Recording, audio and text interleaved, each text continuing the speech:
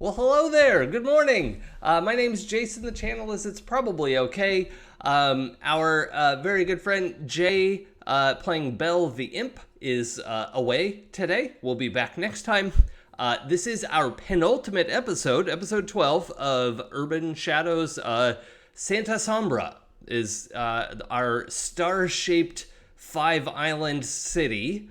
That definitely is a very normal arrangement of islands off the coast, the west coast of California, not the east coast. That is our setting. If this is your first episode, welcome. You know what? It's probably going to be fun either way. It's probably okay. Let's introduce ourselves. Sam, how did you get in here? I don't know. Probably witchcraft. Okay. Hello, I'm Sam. They invited me here on purpose. And I play the Wizard Playbook. Sarah Hartunian, your friendly local bartender slash necromancer, here to remind you that you can't spell necromancer without romance. Excellent. I'd read that book, Yep. an entire series. Yep. We know. Speaking of, Same. Pooja, who are you?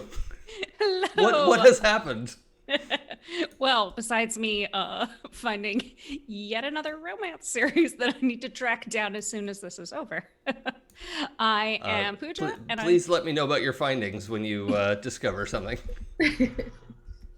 I'm Pooja, and I'm playing Asmitha in the Tainted Playbook, who remembered to take her,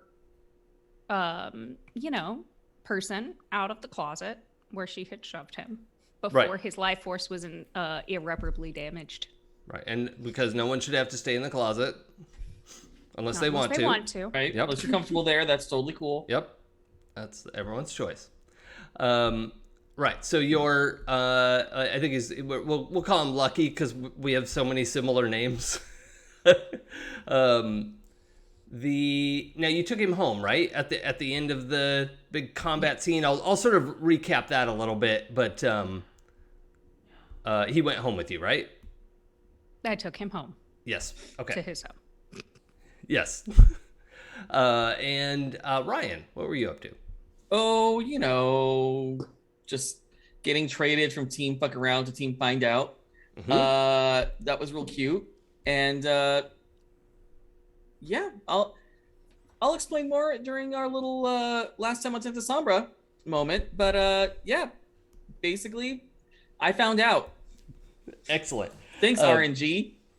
So I'll do the last time, kind of in Jay's honor. Jay's not dead, by the way. He's coming back. That sounded wrong. Well, I'm sure with Sam here. Well, when you go to Madagascar, Yeah. Hey, it's hard to raise a family. Unless they're very close enough. Yeah. So y'all had set up a sting at Belle's shop, and it was designed to pull the crooked supernatural cops out of the shadows by performing a real sting with a fake sting, and it went perfectly, basically no hitches. And last time on Santa Sombra, Belle's shop was once again just battered and bashed. The front window is blasted in. There's bookcases knocked over. There's blood in the shop. All kinds of stuff going on. And but at the end of the day, was able to usher everyone out of the shop to go to their own corners. And Belle has also closed everything down, boarded up the broken window, and we just get an image of Belle walking onto an airplane. Just I imagine the complete just out of fucks expression as he walks onto a plane to Madagascar with probably just a duffel bag. and then we'll find out what he discovers when we get back. But Sarah, what happened last time? Last time on Santa Sombra, Sarah was very helpful in the sting against our corrupt cops, speaking the true name of one of them, and Reggie, everyone's favorite undead raven, streaked across the sky to peck the face off of that poor lady, who did surrender, unsurprisingly. Yes. All right, excellent. She did get to keep most of her face, but She I think did get to keep a lot of her face. an yeah. eyeball had. She sacrificed an eyeball. Yep. Yep. Yep. But in general, she's mostly how she was before she got here. Minus several magic items as well. It seems worth I noting. definitely took those. Yeah, you from her person. looted that body, even though it's still animate. Threatened her with a bird again. Well, that's very good, Dorkler Canada. Any fucks to declare, sir? Bell stares and no fucks. Okay, Pooja, what happened last time? Well, after making sure that all the relevant parties would be at this sting, because it involves all of us, so we should all participate. Esmita called Lucky to find out, just what you up to tonight? And found out that Steven had paid him, our officer, Steven Stevenson, had paid him to, be in a certain area, and it was a lot of money. And he was like, maybe one last job, for this dude who definitely does not have my best interest at heart. And it turns out that he had been paid to be, right around Bell's shop. Mm-hmm. So I told him to come on over, and I stuck him in the magic oubliette place. Oubliette. And then he kind of everything vibrated a little. It was like womp womp womp womp, and then he fell asleep. So obviously fine. Mm-hmm. Best outcome, really. Yeah. Certainly not a powerful magical creature in and of himself. That would be wild. He's just Bill, aka Lucky. He's such a sweetheart. Yeah. And definitely needs to be protected from his own sense of naivete. That's accurate. So, but Lucky having been taken care of, that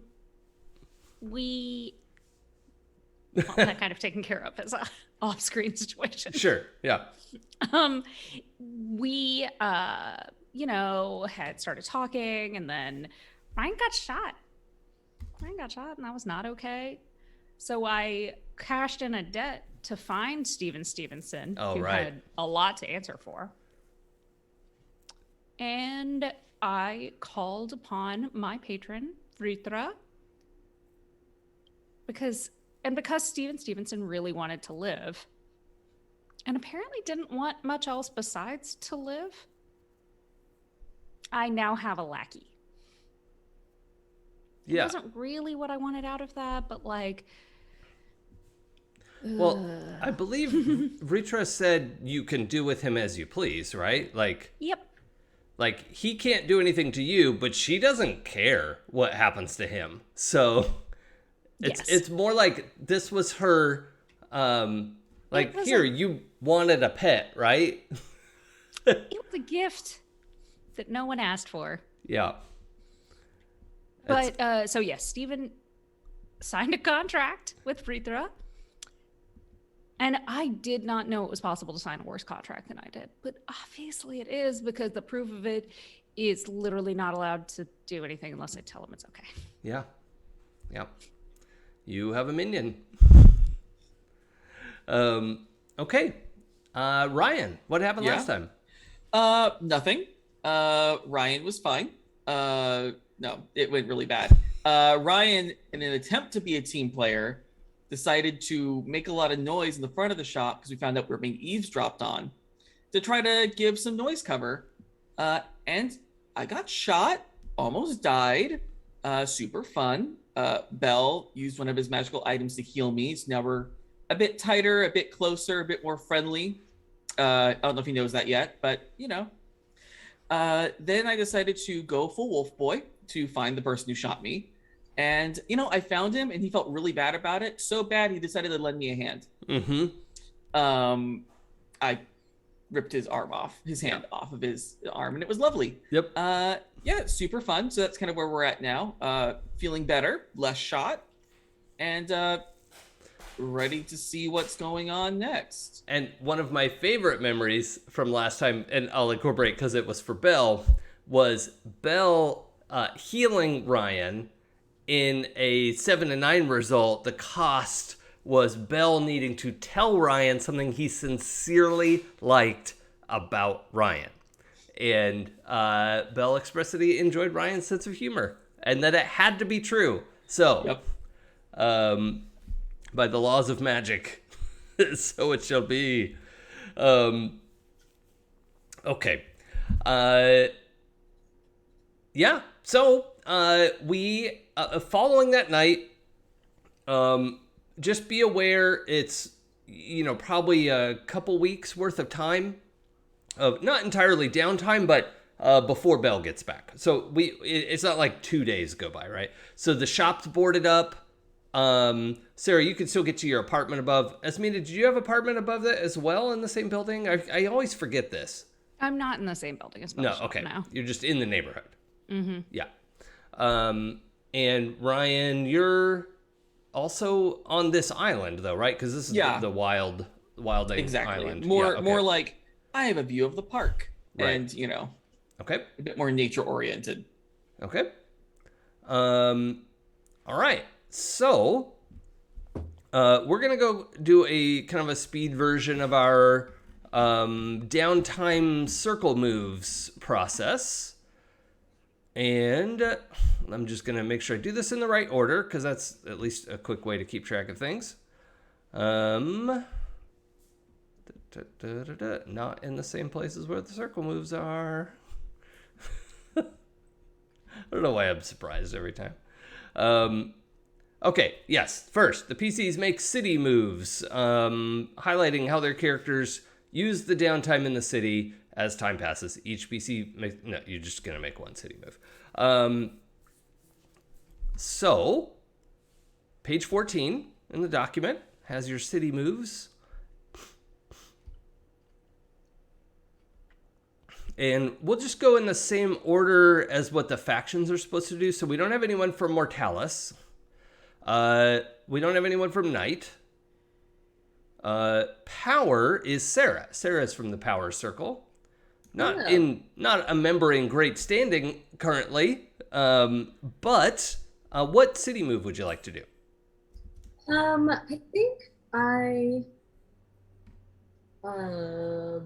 think I want to put the word out. Okay. I would like. So I probably only have access to so much knowledge about necromancy in my sanctum. And one of the things you can look for is secret information. So I think I want to get more. Is that hit the streets? It's put the word out. Like if you that you need something. Oh, right. Yes.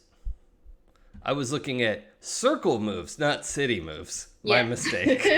That's okay. Pooja, Okay. I can hear your headache. It's coming So what through do the I mic. roll? Okay, so you're gonna roll plus your power stat. What's that at? It's at 1. Okay, and then her so- status of 1.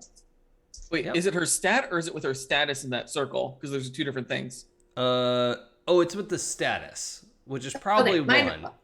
Yeah, mine are the same. Yeah, Currently.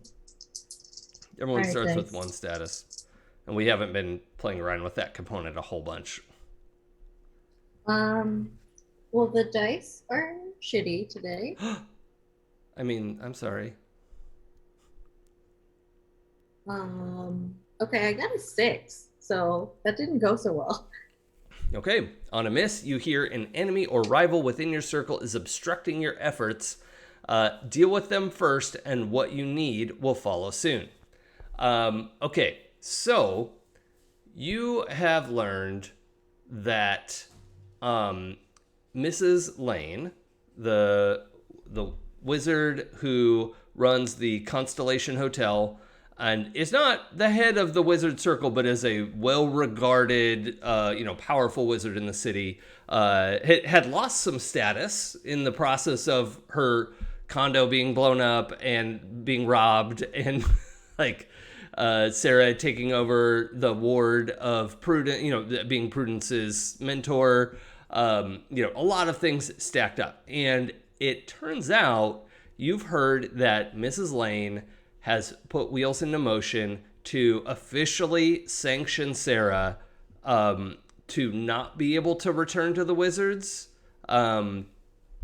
as you are being blocked, and What a bitch. your reputation with power is gonna drop to 0. Okay. Now, rep can't go below 0, but you are, as far as the Wizards are concerned, like in an in-character sense, you are persona non grata. You are not to be interacted with. You're going to have to find out in character what's going on with Prudence, because there's also, you've seen there's an order for Prudence to return, and they will break the contract on her behalf and get her a new mentor if she shows up for that ritual, right? They can do that.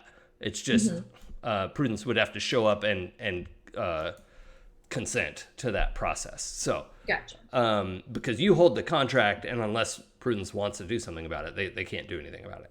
So, that is, as you put the word out, can it be that some of the ravens in the city have started to work for Sarah? Oh yeah. Okay. Yeah, I love that. They're not undead, but Sure. I think you've gained some insight in how to communicate and operate with them, and I mean regular ravens like meat too, so it's Very true. a Yep. little upsetting actually. One of the Snacks. few carnivorous. Well, I guess they're omnivorous. They'll eat just about anything, including trash. So. Yeah, so you have, ravens bringing you stories. A lot of it is pretty hard to interpret because they don't speak English to you. They come in, you're sort of getting a holistic sense of what this bird wants you to know. And that gets a little confusing because, what's important to a bird is not always important to a person. But when you get, a dozen of these ravens coming to tell you something, you could kind of piece together the mosaic of a thought, and you then have a more concerted line of questioning that you can actually poke around with some sapient beings, and I would say humans, but they're not all humans, just people around the city, and yeah, you are picking up these rumors that the Wizards are consolidating power, and that there's some kind of trouble brewing, and they specifically are blacklisting you and not wanting you to be part of their group anymore. Okay. Rude. I have a quick question. So in our dealings with the Stevensons last episode, would that count as interacting with the Mortalis Circle?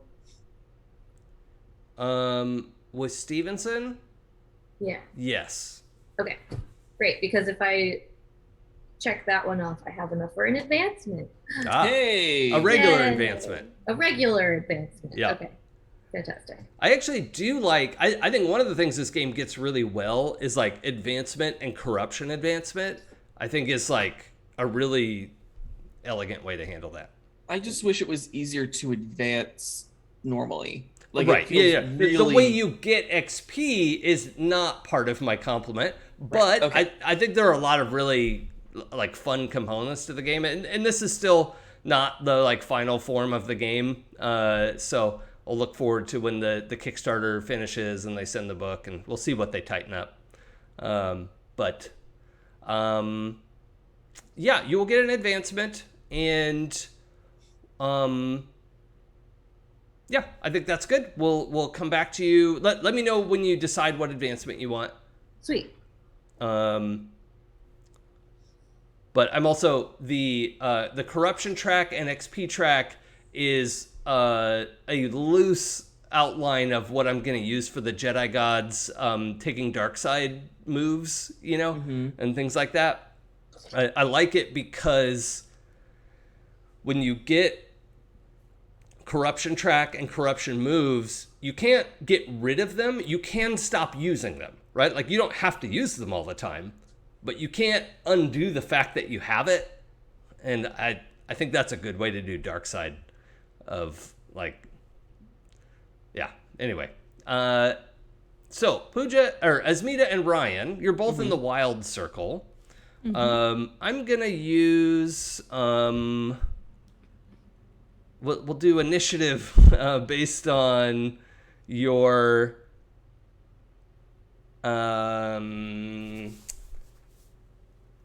initiative based on your blood stats. Oh Lord. 2. -1. Oh wow, I didn't expect you to have a 2. All right. Okay, so Asmita, what city move did you want to do? I am going to consult my contacts in another circle and see if I can figure out what is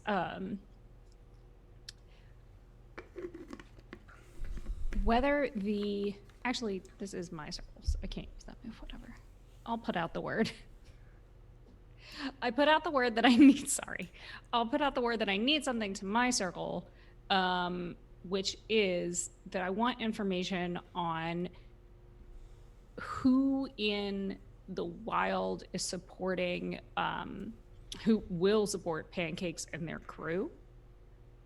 Since they've obviously got enemies in the night circle.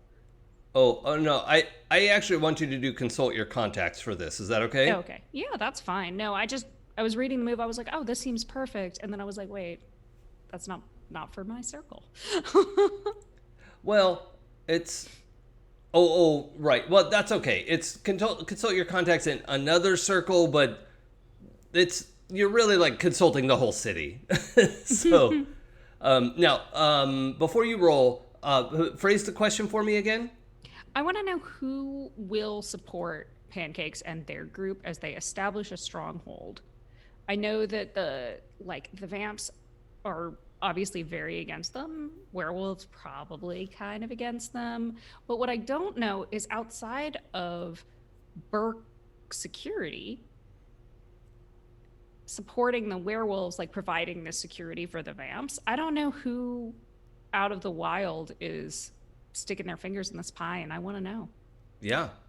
Whose fingers are in which pie? That's an important thing to know. Especially like whose fingers are in my pies, because I did not say you could stick your finger in my pie. Yeah, that's you need to know that ahead of time for sure. Are we doing phrasing still? That I don't think we can. We're just gonna burn it out. Only Lucky could stick fingers in various pies. And has been given permission to do so. So it's far. All right. So let's pick a circle that you want to focus on, but depending on how you roll, I'll broaden it out from there. Okay, because I wanted to know about wild. Okay, so that would be demons, fae, and Imps. tainted. Tainted Imps is one of the demons, I think. Yeah, it would. I mean, demons would cover both the tainted and imps. Oh yeah, okay. So yeah, demons and fae basically are that's the wild. I want to Okay. say there's one other, but like I would have to look it up in that one. Yeah, I think we were looking at Spectre at one point to figure out where they fit in. I think they're night. They have to be night, because night was only vampire and werewolf. Yeah. and everyone gets. I think their goal was to give everyone 3 playbooks. So, okay. So let's go ahead and roll and see how you do. You're rolling plus your wild circle status. So, status, not circle knowledge. Because why would that be the same? Okay, and I rolled an 8. Okay. So you would get to ask one question. Okay. I am going to ask And you can riff on these a little bit. yeah, it's like what have the Fae been up to recently when it concerns like how it concerns pancakes and them? Have they made moves? I want to know.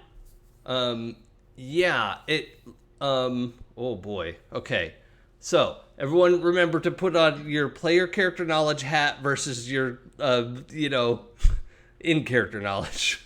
Right? Well, it's switch hats as needed. But I don't really like table secrets. I like just throwing it all out there and the players going like, oh my god, my character needs to know this. So, the Fae are, so far, partnering with the wizards in what they are predicting as a coming conflict, because the Fae being sort of vessels of light and life, that however like corrupt and weird they are, they are a faction of life and growing things and all of that. They are partnering with the wizards as a team up against what sounds like a flood of undead coming into the city, and and because the wizards would never truck with undead, apparently Mrs. Lane's collection of like skeletons and experiments is like literal skeletons in her closet hasn't come up outside of this. You don't know a lot about what's going on over there, but the Fae are partnering with the wizards in a what they see as a coming conflict to keep undead out of the city. Well then. And that for some reason they don't put vampires in that list. Like vampires and specters are not. They're specifically like zombies and skeletons are the concern. The controllable undead. Yep. Okay, now I would like you to go ahead and ask one more, name a different circle and ask one more question.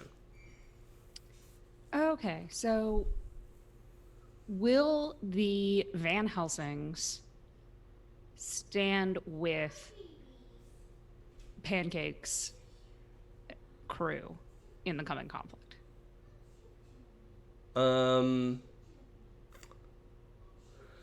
Well, okay. That's a really concrete question. Because I know that Pancake's crew has moved into the morgue, like the abandoned morgue. Right. On Van Helsing territory? I think the Van Helsings are not part of a coalition yet. And what the context of discovering this about the Fae and the Wizards, there are 2 coalitions forming, right? Like okay with zombies and the anti-zombies, and the Van Helsings have not announced a side. They are typically really against vampires and werewolves, and usually less of a problem with wizards and fae, and for whatever reason, it's just less conflict there for the most part. But they have not. There is no clear indication that they're partnering with the Wizard Fae coalition. Okay. Okay. And Ryan. Yeah. I would like to weaken someone standing.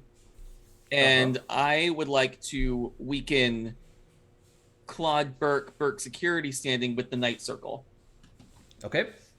All right. So that's what status. Thank God my status is better in night than my knowledge in night. So that's a nice bonus there. That would be boxcars. So that is a 10. Well, not boxcars, I'm sorry. What are they? What do we call them? Chuck wagon? Chuck wagons? Chuck wagon. They're what? Double fives is a chuck wagon. It looks like the Purina logo is what we talked about, I think. It's an inside joke. It sounds like it has to do with vomit. Ew. It sounds like what? It has to do with vomit. No. Oh, Like a they're chuck like wagon, from like the a- Old West, the wagon that had all the food. Oh. Was a chuck wagon? Okay. Yeah. That Not makes an more up chuck sense. wagon. Context is everything. Yeah, no, it totally is. Okay, so on a 10 plus, the enemy catches wind of your gossip and approaches you with damaging information about your target's interests. So,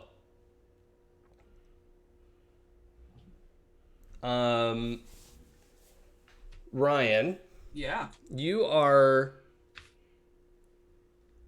Did you have any pets to take home after the incident, or did you just get to go home by yourself? I got to just go home by myself. Okay. You have gotten a couple texts from Claude, actually. That I think, is it fair to say, like, maybe you were holding off on replying? Because you're like, leave it on red. Oh, absolutely. Because that feels good. Oh, are you kidding? Yes. Let him come to me. Read receipt sent. And not a single ... to be seen.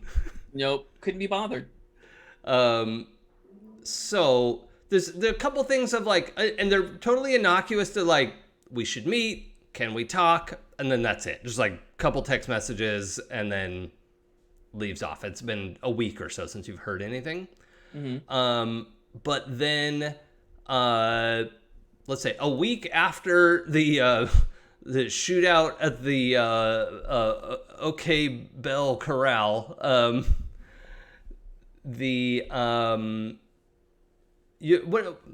what is your apartment layout? Where is it in the building? Like what's your place look like? Yeah, I think it's towards the top of a building, in a pretty nice park complex out by the park. I think there's a nice big old Central Park-esque area on the Wild Circle island. Yep. So yeah, it overlooks the park. It has a bit of a balcony moment. It's very like balcony with the round table and 2 chairs, or is it bigger than that? no, pretty much that. Pretty much that. Very lush inside, like the very, very deep jewel tone colors, lots of earth tones. Okay. So the you're having a morning just to yourself. What is Ryan likely to wake up by himself? You know what? It depends. I'm gonna say probably not right now because he almost died. Yeah. And Live a little. let's embrace some life. Sure. And he's fond of, having flings with mortals. So it's probably some mortal dude. Okay. Cool. So that guy's still passed out in the bed. Yeah. And you're getting up, making a tea, coffee, something. Very tea, an herbal tea. Cool. And there is it's not that something smacks into the window, but at the sliding glass out to the balcony, there's like a urgent rapping at your chamber door. Yeah. And you look up and you can see there is a little 6-inch tall pixie, just Yes. in a sort of diaphanous, gauzy, like just ridiculous fairy tale image. And she has is supporting another pixie under her shoulders who is fucked up, right? Like it looks like an animal grabbed and shook, right? Like there's bite marks and a wing is fully missing. Like this other one is just messed up. And the one who's flying and sort of half carrying this person is like, let me in. Yeah. I will go ahead and go to the door, open it a crack, because last time I dealt with the pixies, they're the ones that sent me to Carnunos for a year and a day. So I'm a little wary of dealing with the pixies at the moment. I don't know why. So I'll crack it a little bit. Can I help you? So you recognize this one is a sort of teal blue femme pixie with bright orange hair who's called Pumpkin. And you don't recognize the mauled one. This is somebody new to you. It's not just that they're mauled and unrecognizable. It's just like you don't know this person. But Pumpkin is somebody you've talked to a bunch before, and you're actually not sure she was like complicit in the turn that put you on the wrong end of things. Okay. So I mean, you could ask her about that, but so yeah, she comes to the crack in the door like, please, you have to help her. Like she's dying. All right, get her in here. Let's go to the kitchen. Okay. And so I'll lay down a little tea towel. Yep. And Pumpkin lays out her friend. The friend actually has the same kind of teal shimmery skin, but with shock white hair, and is a well, I didn't think of this before, a pixie cut. Whereas Pumpkin has like a lot. Well, it's kind of like Samantha's hair, but like brighter orange. You know, like pumpkin orange. So.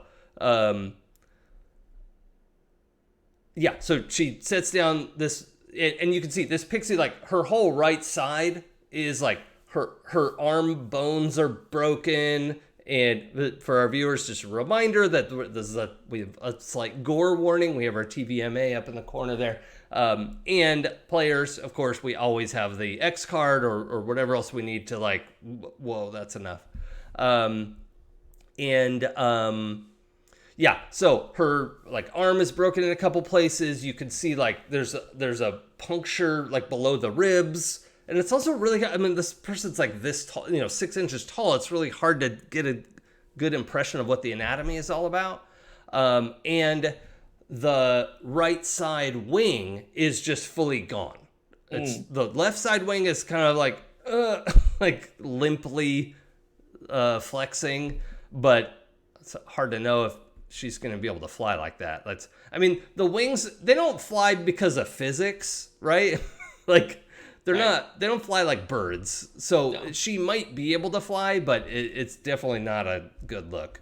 Her balance is going to be suffering a bit. Yeah. And she's semi-conscious. Okay. So just like eyes wide, kind of like looking around, has no idea where she is. And Pumpkin looks at you as like, I told her I love her, but it didn't do anything. I don't know what else to do. All right, well, tell me what happened. A hellhound came out of nowhere. It was supposed to be a safe place. They said the meeting was safe. All right, who were you meeting with? Why was there a hellhound? Claude told us the meeting was safe. Yeah, I bet he did. All right, give me a second. And I'm going to go and down the last of my tea, kind of get myself ready. And I'm going to use my Nature's Caress on the pixie to try to heal that pixie to harm. And I'm going to... You know what? I'm going to go ahead and give my Monarch a debt. Okay. To use that ability. And I don't know if that is still Oberon or if that is now Carnunos. I'll leave that up to you. It's Carnunos. Okay. Yeah, I will give him a debt to do that because it seems worth it to me to get information about Claude. Okay. All right, now tell me everything and keep it down. Okay. There's a mortal passed out. So yeah, you get this other one up, and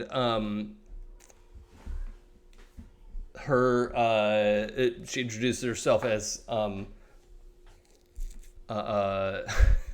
just as Snow. So Pumpkin's friend is called Snow, and they tell you, and I'll paraphrase, that they were supposed to expand. The Fae are partnering with the wizards to get this together, and they were supposed to try and get the like the werewolves and the vampires involved. Like they were supposed to like expand the coalition to that, but the meeting so the Fae were supposed to go talk to them because they've gotten along somewhat before, like not great, but like werewolves don't eat Fae, like that's not and they don't really have the kind of blood that vampires want, so it's like kind of a good neutral party to have, at least pixies, right? Like a vampire would probably eat Ryan, but yeah, I'm a snack. But like who wouldn't, right? But pixies are like, it's like a mouthful of glitter is not satisfying, so just so Dorklord's kid for a comment from before. Morning, I want to say Dennis? No, everybody is Kyle. Everybody is Kyle until you mean enough to me to learn your name. Yep, okay. Noted. All right. So the story is that the pixies were sent to approach the Vampires and Werewolves Coalition and say like, hey, we should join forces because zombie bad, and we want to be on the same side of this, blah blah blah. And the pixie delegation was jumped, and hellhounds are I don't know if Ryan would know a lot of hellhound lore. What will you tell me? Which circle would they be? Are they knight or are they wild? They are knight. Okay, I probably wouldn't because I have a -1 in the knight circle. So as far as knowledge goes. Oh, actually, I think they're not part of a circle because they're not intelligent. Okay. I think ultimately they're sort of demons. Okay. But it's something that like what werewolves have picked up. It's like what a werewolf keeps as a pet. Okay. Is a hellhound. So yeah, I think that's what we're talking about. Okay. Yeah, I mean Ryan obviously consorts with demons. Thanks, Belle. And yeah, Ryan's not necessarily discerning one way or another on that end, so he might know something about it. Okay. Well, let's wrap that as our time passes. Does anybody have a time passes move that they need to take care of?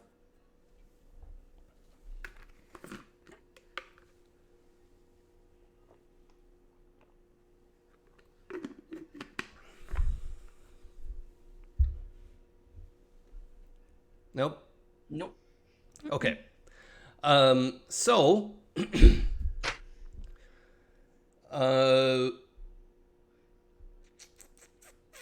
Asmita, do you know who Claude is?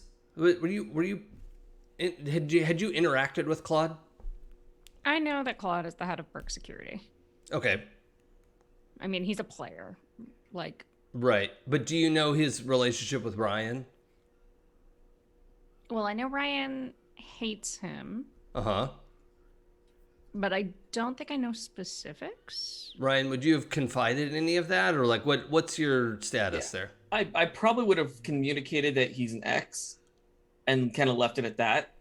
Not necessarily gotten into the whole betrayal situation. Yeah. Mm-hmm. And like it might not come up with Sarah because y'all just got to know each other recently, but you and Asmita have worked together for a while. Yeah. So Okay.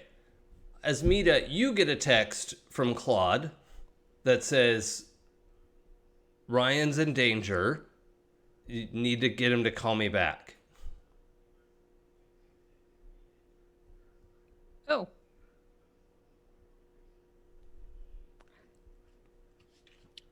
I realized like I looked back. I had realized I know Claude a little bit better than I may have made it sound. Oh, what's the context?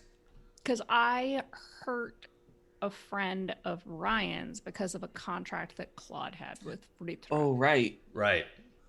Okay, yeah, I thought there was something deeper there. So I know he's a manipulative bastard. Yeah. So I get a text that says Ryan's in trouble. Uh-huh. Specifically, it says, Ryan's in trouble. Get him to call me back. Well, I am going to contact Ryan and be like, your ex is real persistent. Yeah, no shit, I could have told you that. Is this important? I've got a pixie bleeding out on my table. I'll come to you. He is texting me saying that you're in trouble and that you need to contact him, which, like, I'm not your answering service, and also I hate that guy. He's the worst. Seriously. All right. So yeah, you want some backup? Yeah, that would probably be helpful. I just need to get someone out of my apartment. But that's fine. Yeah, I will. I'll see you when you get here. Great. So Ryan, when you're off the phone, Mm-hmm. Pumpkin has been mostly just like comforting Snow because she just like doesn't know how to like. She's like basic magic stuff, but the pixies aren't great at like taking care of people. They're good at taking things Sure. and wanting things and telling people to take things that they want. And then they're also, we had established in our lore that they're transporters, right? So in comforting Snow, Pumpkin looks up when you're off the phone, and she says that they killed at least a dozen of us, and I don't understand why. We've never done anything to them. All right. So you're saying, let me get this completely straight. Claude told you to go to a meeting place that was safe. Yes. You and the pixies went and were assaulted by the hellhounds, which are closely associated with the werewolves, right? Yeah, but I didn't see any werewolves there. It was like we went there to wait. They said bring a whole delegation. So we brought the 13 that you're supposed to bring. Okay, so actually they killed 11, right? This is pixie logic, right? Like, oh, Yeah. it's 13 exactly. So off we go. And Pumpkin and Snow are the only ones who escaped. So, yeah, the hellhounds just like we chew toys. And Can't really blame a hellhound for it. Like it's not their fault. It's a toy. Yeah. And what was this delegation for? What were you doing there? What was this meeting supposed to be about? He said we were supposed to negotiate something with the vampires and the werewolves because he's been working so closely with them, and they had an opportunity for the pixies, right? Specifically was what she was trying to accomplish. All right. I'm going to tell you something that you probably should have already known. You can't trust Claude as far as you can throw him. She's Claude like looks out for genuine Claude. shock on because now who is Claude's sort of Fey boss? I want to say that we were both under Oberon. Right. Okay. So I think he's technically still under Oberon. Okay. Yeah. So What's the under Oberon with that? boo. Place your bets, folks. Oh man, that was awful. I loved it. You're welcome, America. Yeah, you don't trust Claude. Claude looks out for Claude. Well, now I don't. Well, if anybody had bothered to ask me or talk to me about this, Well, you haven't been around. I, which is another thing. I would be around a lot more if your brethren hadn't, sent me off to be Carnunus's cabana boy. Well, you deserved that. Oh, I did.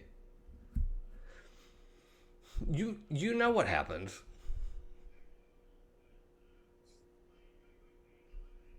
All right. That's not personal. A little warning would have been nice. I thought we were cool. I helped you guys kill someone on the... We can be. Deals were made. Prices were due. It's not personal. But Yeah. what just happened now is personal.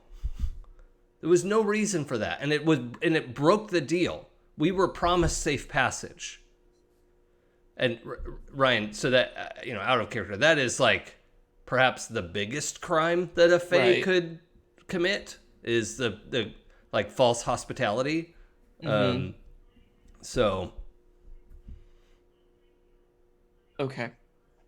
So look, he's been working really closely with these vampires and werewolves, right? Has he told you at all who they're working against? Who he's working with them to fight? no, he's been very. He doesn't talk to anybody anymore. And for the Pixies, anybody means Fae. Like everyone else is sort of like one step down from people, because the Fae are the sort of superior. It's gross, but It is correct. yeah.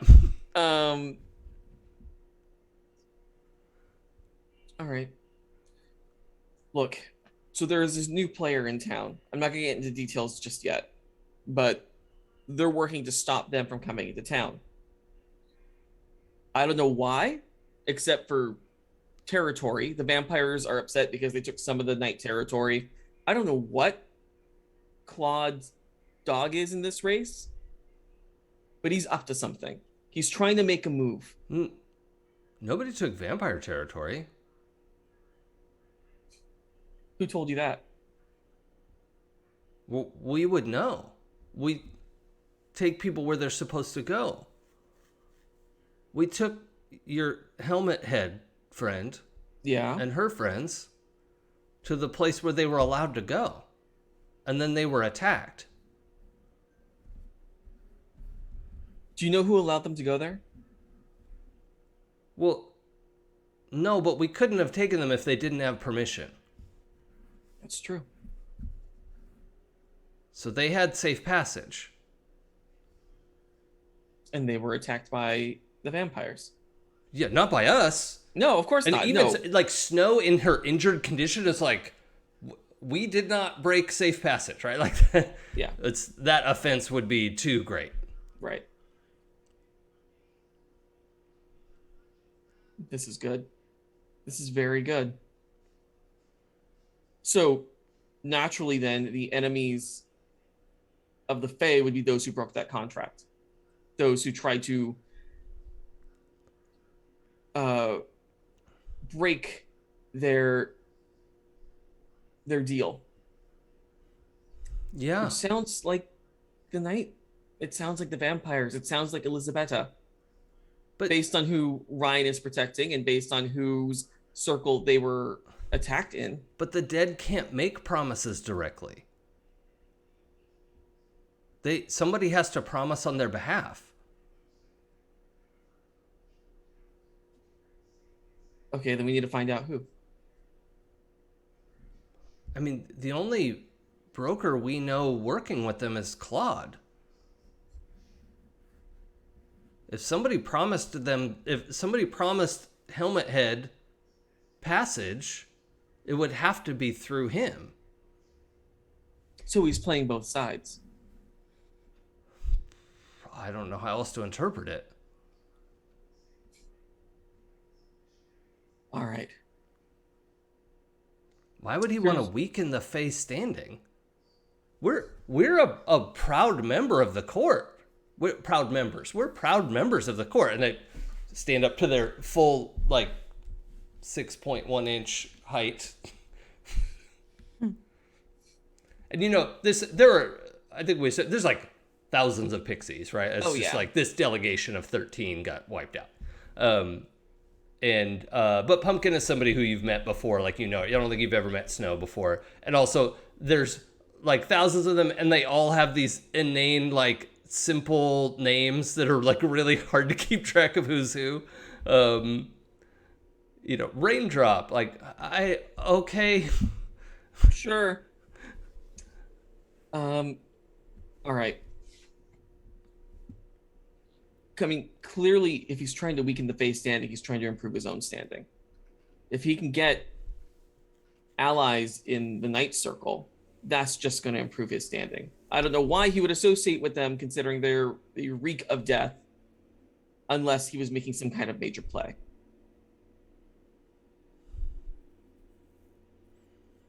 I need to know where he is. Can you communicate to other pixies and get some information? We can, if you promise to let us stay here. Just her. Like, she means Pumpkin and Snow, right? Mm-hmm. So it's like she's offering you like a debt for debt. Yeah, that's fine. I will find a place for you here. Okay. Somehow, but it'll be done. Okay. So when this bargain is struck and they are promised safe hospitality, they don't care if they have to go like sleep in the cupboard. That's fine. It's whatever that turns out looking like. Pumpkin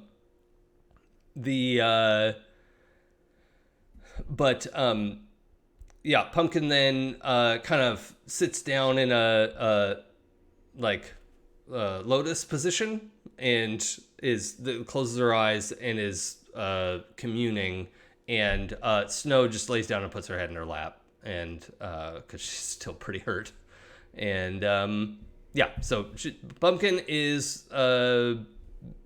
in the process of doing what you asked, so it's probably going to take a minute. All right, and it's time to rouse Kevin, or whatever his name is, Kyle, from the bed and get him out. I'm going to,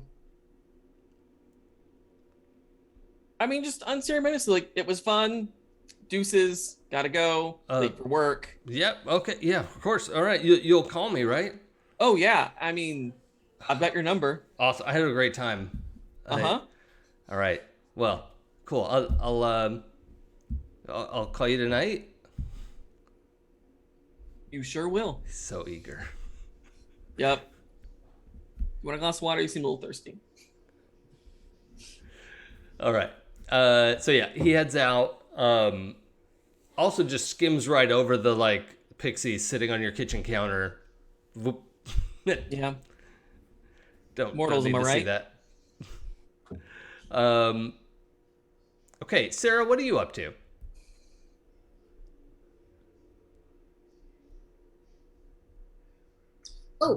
I have a quick question. I think I figured out what I wanted my advancement to be. Okay. So remember when we robbed Mrs. Lane, and we got into her stuff and realized she was trying to resurrect her spouses? Yeah. What, like, evidence of them did we find in her stuff? There was a collection of the canopic jars. Right. Okay. So there was like 3 sets of them. There were like Mrs. Lane's guts, and then her wife and her husband's in separate collections. Okay, so but not like evidence that she had their spirits stored or anything. So no, she has all the pieces to do the right ritual, but she doesn't know how to do it. That was the problem. Okay. And she's ended up raising skeletons and zombies in her experiments, but not. They're just like dumb zombies, not like. Oops. Never mind. Nobody knows, okay? Spoilers. Okay, so I'm gonna add 2 features to my sanctum as my advancement. I am gonna take a mystical prison and a portal to another dimension? Can that dimension be the underworld? Oh, I think we would have to decide which underworld. Okay. Because, well, I don't know. Maybe there's just like an underworld that has a lot of departments. Yeah. That feels accurate. Yeah. There's like a hell and a Valhalla and a, whatever. Becoming one with the universe. I love it. Yeah, so that once that's built out in the sanctum, I would like to work on finding the spirits of Mrs. Lane's spouses. Oh, okay. Cool. And so as you're getting things set up and you have this portal, you're pretty sure you've got a process of communicating and maybe even be able to pass through here eventually. Prudence returns, and shows up disheveled, right? Like there's a whole like strand of hair out of place, Oh my God. and she is sweaty and breathing hard, and her like immaculate pantsuit is a little like out of place, and she like just barges into your apartment. Or is it like, would she have to deal with a locked door or what? She would not. She probably has safe passage. Okay, so then you hear the door like pre-unlock itself, and you're like, okay, well that has to be Prudence, right? And she like bursts in, the door slams shut, relocks itself, and she's, Sarah, they're coming for you. They're coming for you right now. What? I, Who? the council. I don't Really? want to go back to them. Well, you don't have to. You can stay here if you like. Okay, but I don't know if we like. Should we run? I don't know if we could deal with all of them on our own. They're calling you a traitor. That is ridiculous. Is it just because we're trying to help your dead friends? Probably. The wizards are not very open-minded for what they do. Seriously. Ugh. Well, they know where your apartment is, and they can't be more than 20 minutes away. 20 minutes. All right. We're gonna need some help. Out of character, before Belle left for Madagascar, how like locked down is the shop? I'd say about as mystically locked down as it can be, because the shop is almost like a part of him. Mm-hmm. It's borderline doesn't exist right now. Got it. Like it does in physical space, but yeah. So waking it up is not an option. Okay. Yeah. Duly noted. Yeah, I'm gonna put in a call to Pancakes. Okay. Yeah, she picks up. It's like, Sarah? Hey, Pancakes. I have a bit of a situation. I really want to help you guys out and make sure you're established here in the city and whatnot. Are you sure? Because it seems like a bunch of your people don't want to help me out. Well, I said I do. Who? Wait, who doesn't want to help you? The wizards have been harassing us all week. The wizards have been harassing you? Those dickheads. They're coming for me apparently right now. Perhaps we should team up against them. Well, I mean, I don't know that. I mean, we've mostly been avoiding them after the first couple of conflicts. We've been on the move a lot. I don't. I mean, we're gonna need more than just us. We're a small, Small team here. Yeah. Well, better us together and perhaps Ryan and Aspida, than separately. Yeah, okay. Yeah. Uh, is it all right if I come to you, or would you like to come to shop? Oh, I think we should probably stay. We're currently staying in Elysium. Hmm. And that, for everyone, that's the neutral island that is not one of the four circles. And not even the Excellent. wizards would breach that piece. So, um, Yeah, that's a good idea. They would meet you there. Come up with a plan. yeah, okay. But if we're gonna do something, we're gonna need more than just us. Yeah, agreed. I'll see what I can do. Okay. See you soon. And she gives you an address. It's like Elysium is one of the nicer parts of the city, but she gives you an address of what do you call it? Like a warehouse at the port, where you would store a bunch of stuff. Mm-hmm. So, yeah. Um, okay, so I'm gonna make sure my sanctum has magical booby traps, and whatnot. So I am gonna make sure those are like seriously activated. Uh-huh. And it's like super locked down as much as possible, like as close to the level of lockdown as Bell's shop as I can get it before 20 minutes. And then cheese it.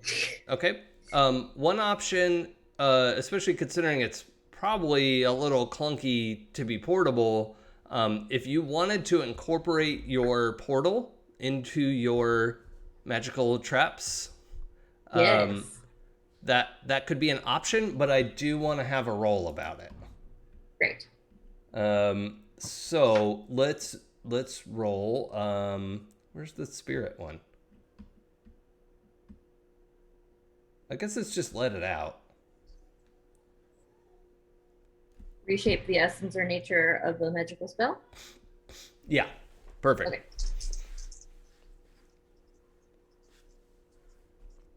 Come on, let's do it good this time.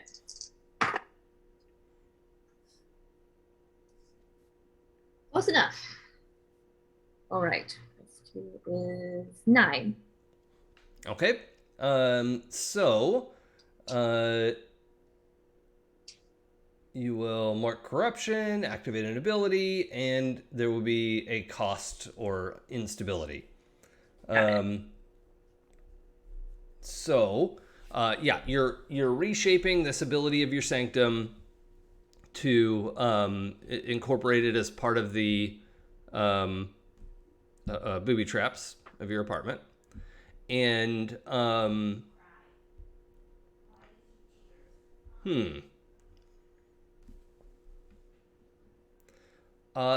roll keep your cool for me. It's also spirit.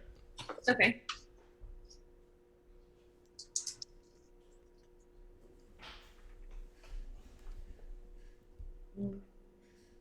Seven, just barely. Okay. What does your portal to the afterlife look like? Let's see. I was picturing a what's her name, the witch from Snow White, like her like a big version of that mirror. Yes, I was thinking a mirror. Yeah. Okay. I love that. All right. So, yeah, you position this mirror kind of facing the door, right? You're like, okay, yeah, this is, I'm getting this way I set up. And then you, because it's a 7, I am going to have Sarah like lose composure a little bit as she's like fucking surprised, right? Because as you set the mirror up, Prudence screams and it's like that Hollywood, like, and then she she pulls it in quick, and she's embarrassed that like ripped out of her. But you turn around and there is like a person standing in the mirror. And it's a sort of not literally a skeleton, but a skeletal Tom Hiddleston. So he's already a skinny bastard, and right, but he's like sunken cheeks and an eye, like real, like his eyes are just dark. It's just darkness, right? And he's in this sort of brown 1950s suit, right? That is tailored to him and is like looks great in a retro fashion sense. And he has a little like leather folio under his arm. And in honor of Dorkler Canada, he speaks, and his voice doesn't come out of the mirror. It's just in your mind, and it's in Prudence's mind too, because she almost jumps out of her skin again. And she's not hiding behind you, but she's like real freaked out. And he says, "And how may I direct your soul?" Oh, not mine, but if anyone comes in, direct them directly to hell.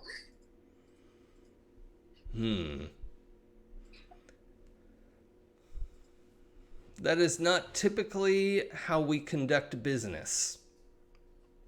We will require payment. What payment methods do you accept? Visa, MasterCard. PayPal, Venmo. One willing sacrifice for, say, 28 days of protection. Oh. Willing sacrifice. Yes.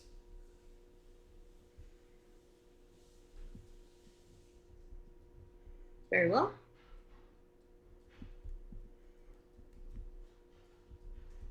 Sacrifice of the soul. Not necessarily the body. As long as the soul has agreed to be rendered to our, what's the word I want? Rendered unto us to do with as we please.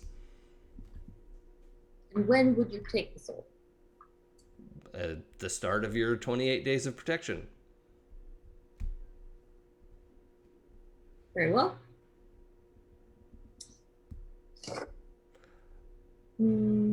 Or perhaps you wanted an extension through promising your own? There's a little crease of like, this is an interesting situation. Yes. Could I get ongoing protection? With the promise of my soul at the end of the protection agreement. Yes.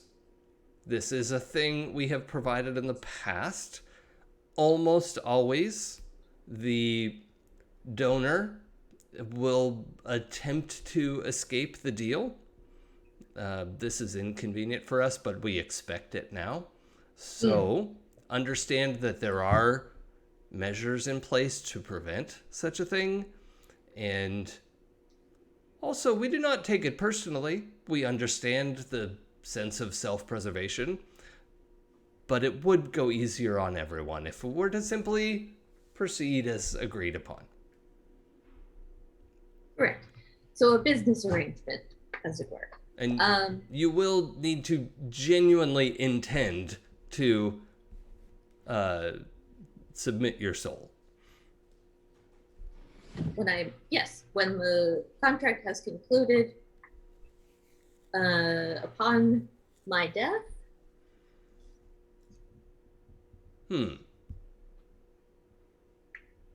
All right. I would require the protection until I die permanently. I see. And Prudence is like grabbing your arm, like, what are you doing? You can't promise this. This is a terrible idea.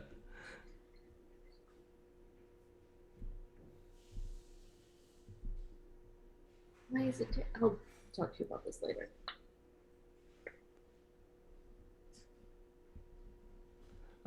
Well, I believe I have interpreted the terms correctly, and he opens the folio to hold it up, and kind of holds it up, and you can see it's like he's pushing it against the glass of the mirror, right? Like it's like it has some physicality there, not through the glass. He's just holding it up, and he says, "If you would like to sign in blood on the glass, it will carry through, and we will have an agreement." As quickly as is feasible, I would like to read the fine print. Right. So, in an effort to make this do what you want it to do, let's call it a let it out roll. Huh? And make sure that you can get the language as favorable to you as possible. Okay.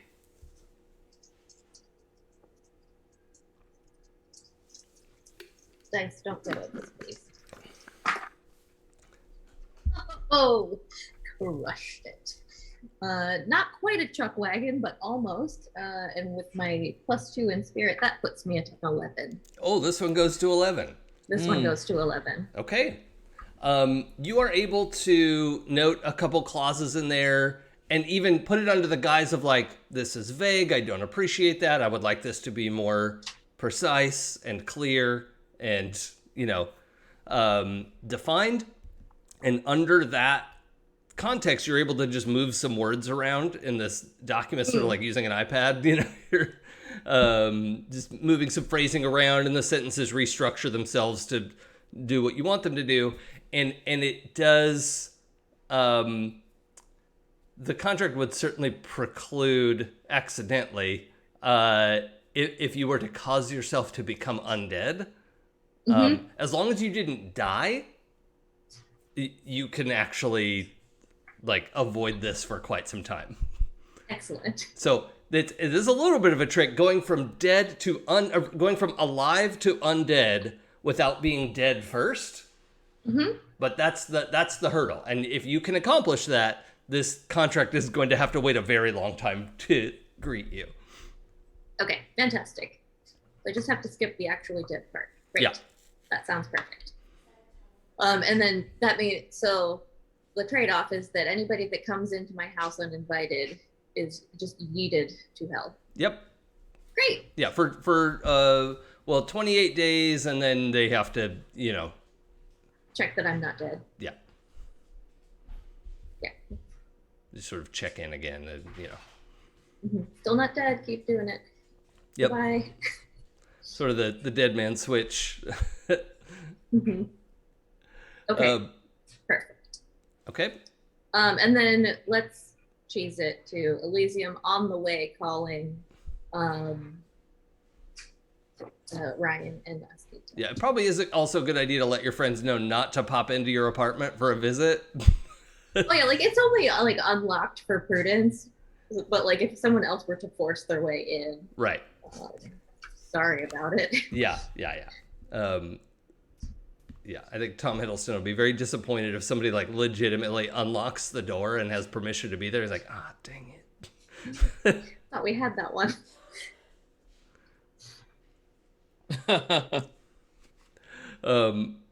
Okay, so you're calling Esmita and Ryan. Yes. How's that conversation go? Hey guys, so I'm gonna go to Elysium real quick because the wizards are coming to attack me. And apparently they've been harassing Pancakes and her crew for a week, but nobody thought to mention it. So we might want to meet up. Yeah, well, it looks like my ex is making some moves and attacked a group of pixies last night. Why don't you come by my place? Bring quiche. We're out of character again. Where's your place? It's in the Wild Island. Okay. Which is just down the street from Bell's. Bell's, building. not far from Bell's. Okay. I'll stop there first. Oh, by the way, not that you would, anyone, but don't go into my apartment uninvited. You will be yeeted directly to hell. I've installed some new security measures. Good note. Good talk. Sarah, what's the status of Reggie in all of this? Oh, Reggie's coming with me. Okay. I'm not going to leave him there. in a cage, or just like, all right, Reggie, let's go? I don't know that I've had time to procure a like carrying case. No, the one option would be if you wanted to animate the big heavy cage into like a walking nightmare.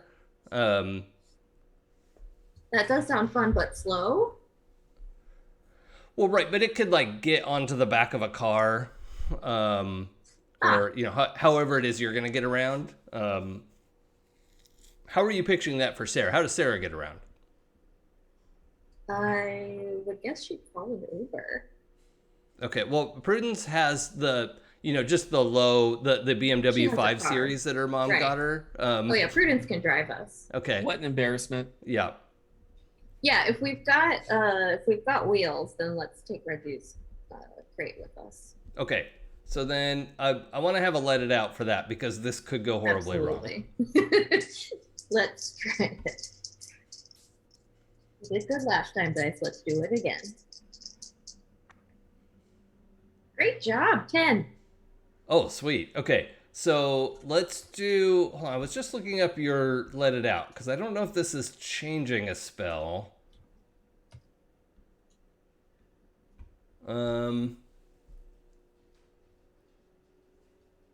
Reshape the essence or nature of an exposed object. Oh yeah, it does. It's an object. Yep. Yeah.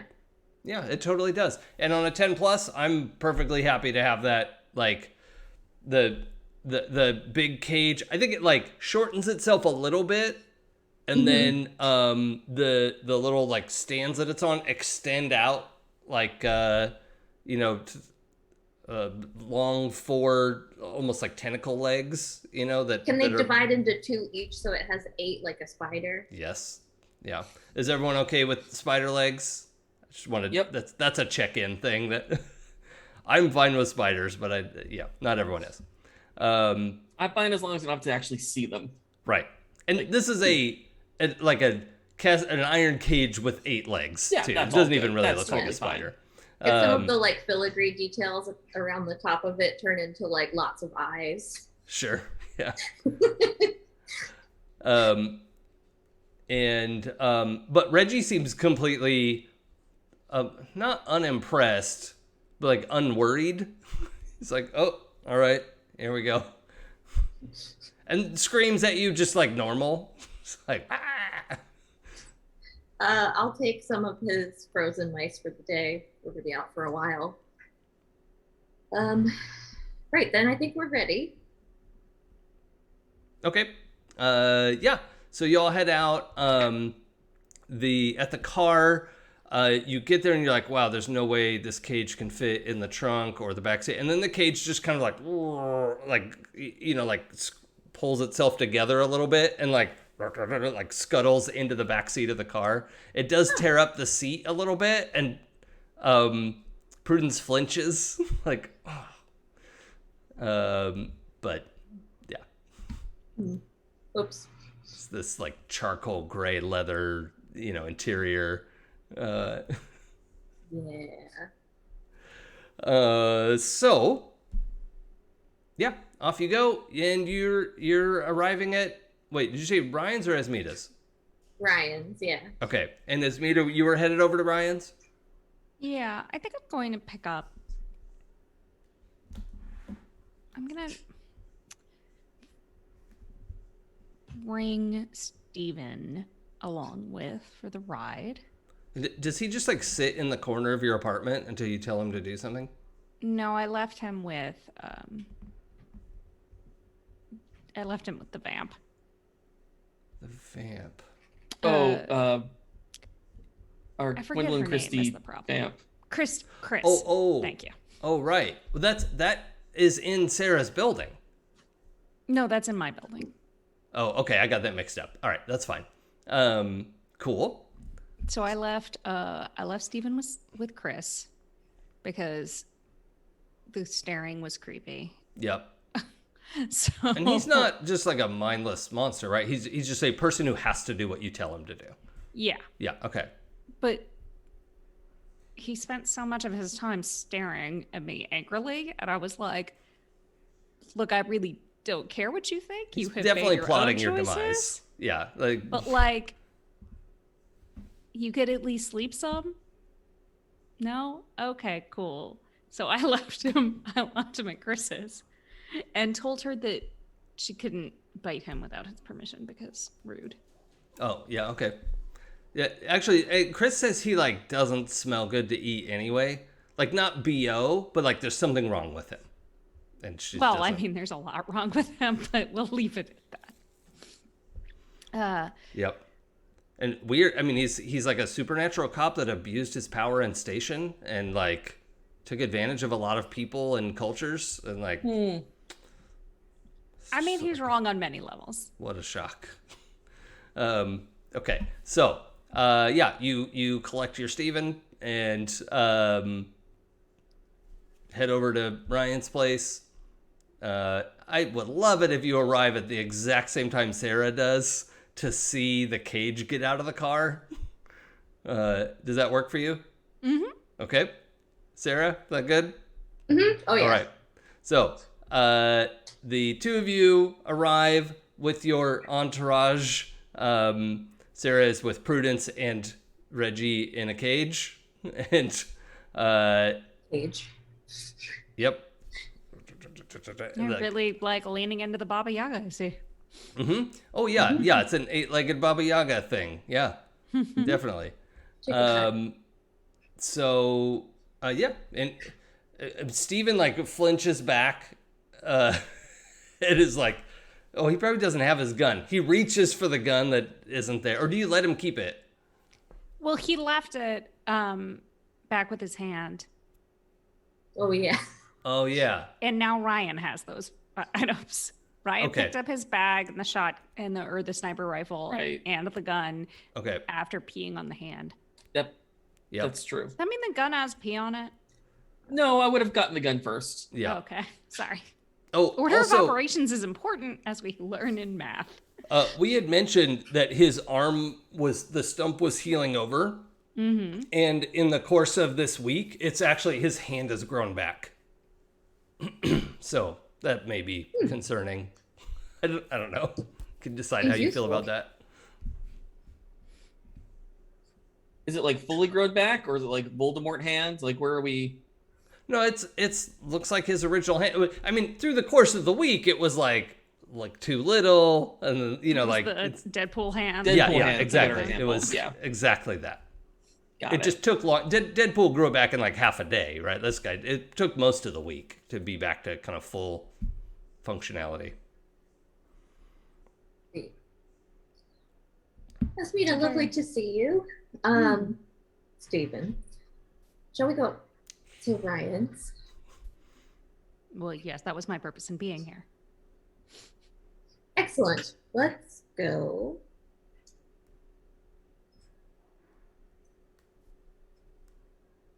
And we'll take everyone upstairs, I suppose. So Sarah, I don't think you would have thought or even like wanted the cage to do this, but the cage moves, and you also see Reggie like giving Steven just death glare, and then it like hip checks him into the wall to go up the stairs before him. Just like maximum rude, like F you. So it has some decisions of its own, apparently. Excellent. She just kind of like chuckles to herself a little bit, and that was funny. And Steven looks at Esmita like, you're gonna do something about it. I'm like, man, if you're gonna be any good to yourself ever, or to Vrithra, you're gonna have to be better than this. And just walk up the stairs. Like, All right, sure. he just hangs his head and follows you up the stairs. And just, I kind of got lost in the descriptions. He is unarmed, right? Mm-hmm. Okay. Yeah. Quick question, because it's been a week since I took all of Emily Dickinson's magical items. Uh-huh. What did those do? Yeah, I think Richardson. basically you have 6 charges of we figure it out in the moment. Okay, great. And so like it's a room of requirement, right? You have a Fantastic. accoutrement of requirement, and Excellent. we'll figure out what they do as we go. Great. And then depending on your role, will this do X? Like, well, let's see. We know that we Magical have. You already have her the salt lens, whatever we called it. Yeah. That sees enchantments, and we know that we had a her. It's her also more powerful than that, though, right? Yeah. She Okay. didn't know what all it could do, and you're still like you have so much research you've done recently. You don't know what all it could do. Yeah. I think we also knew the tattoo on her forearm would absorb some magic. Mm-hmm. It wasn't like a shield, but it would like suck up magic to some degree. So she's dead, right? Well, what did we? I think we gave her to Pancakes. Oh, Joey, what are you saying? Yeah, I think she kept most of her face and is just missing an eye. I don't think we actually killed her. No, she Oh. got stashed in a safe house or whatever because there was this whole promise to like Okay. use her to get the government off their backs, but she. I do didn't. remember. I promised that I wouldn't kill her Okay. in order to get her off the roof. Okay, so that being said, I am going to sort of pre-X card the removal of the tattoo. That's step too far for me. So that she still has her tattoo. But yeah, you took all the rest of her magic items, and she is Cool. being held by Pancakes' gang, and so that she's probably over in Elysium with them. Gotcha. Okay.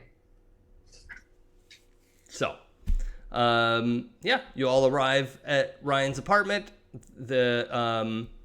Actually, just before they get there, Ryan, Pumpkin kind of comes out of her trance and says, out of character, what exactly was she trying to get for you again? I wanted her to get all the pixies to figure out where Claude is, and so I can kind of figure out what he's up to, what his next move is going to be. Okay. Now, this is not a deal breaker, but are you willing to cash in a debt with them? Because I think they owe you, right? No, I think let me double check, because I have that pulled up too somewhere on one of these tabs. There it is. I stopped tracking everyone's Pixies. debts. Sorry. No, I have a debt on Mrs. Lane, Okay. which I'm still waiting to cash in. But Are no, I you- think me and the pixies evened out. Are you willing to owe the Pixies a debt? Oh, no, Well, it was a debt for debt. That's what Yeah. it was. You Yeah. healed the friend, and they were doing this. Yes. Okay. Exactly. So this is debt-worthy information. Mm-hmm. And you wanted to know, like, what's up with the Pixies and Claude? Where is Claude? Where is Claude? And kind of, can you give me an idea of what he's doing right now, Mhm. so we can try to figure out what his plan is or what his next move is going to be? Yeah. Claude is currently at, so the Constellation Hotel had that indoor kind of bar light restaurant that Sarah used to work at. It also has like a patio cafe when it's not bar o'clock, right? And, given that it's brunch o'clock right now, Claude is sitting out at a little, white painted cast iron cafe table by himself with, and is having brunch. Okay. At a sidewalk cafe at the Constellation Hotel on Power Island. Got it. All right. Well, look, I got some company coming, so I don't know. I can put you up in one of these cupboards, or if you want to take off, but We got some people coming over. Can they see us? Yeah. Yeah. Oh, that's actually easier then, if it's okay for us to just stay. I mean, yeah, I'm more than happy to let you guys stay and give them a rundown of what you told me. We just don't want to deal with mortals. Mortals aren't that bad. They're easily malleable. They make like they're trying to be polite. Like, I know you're friends with mortals, that's okay, but maybe rethink that. Look, mortals are a blank slate.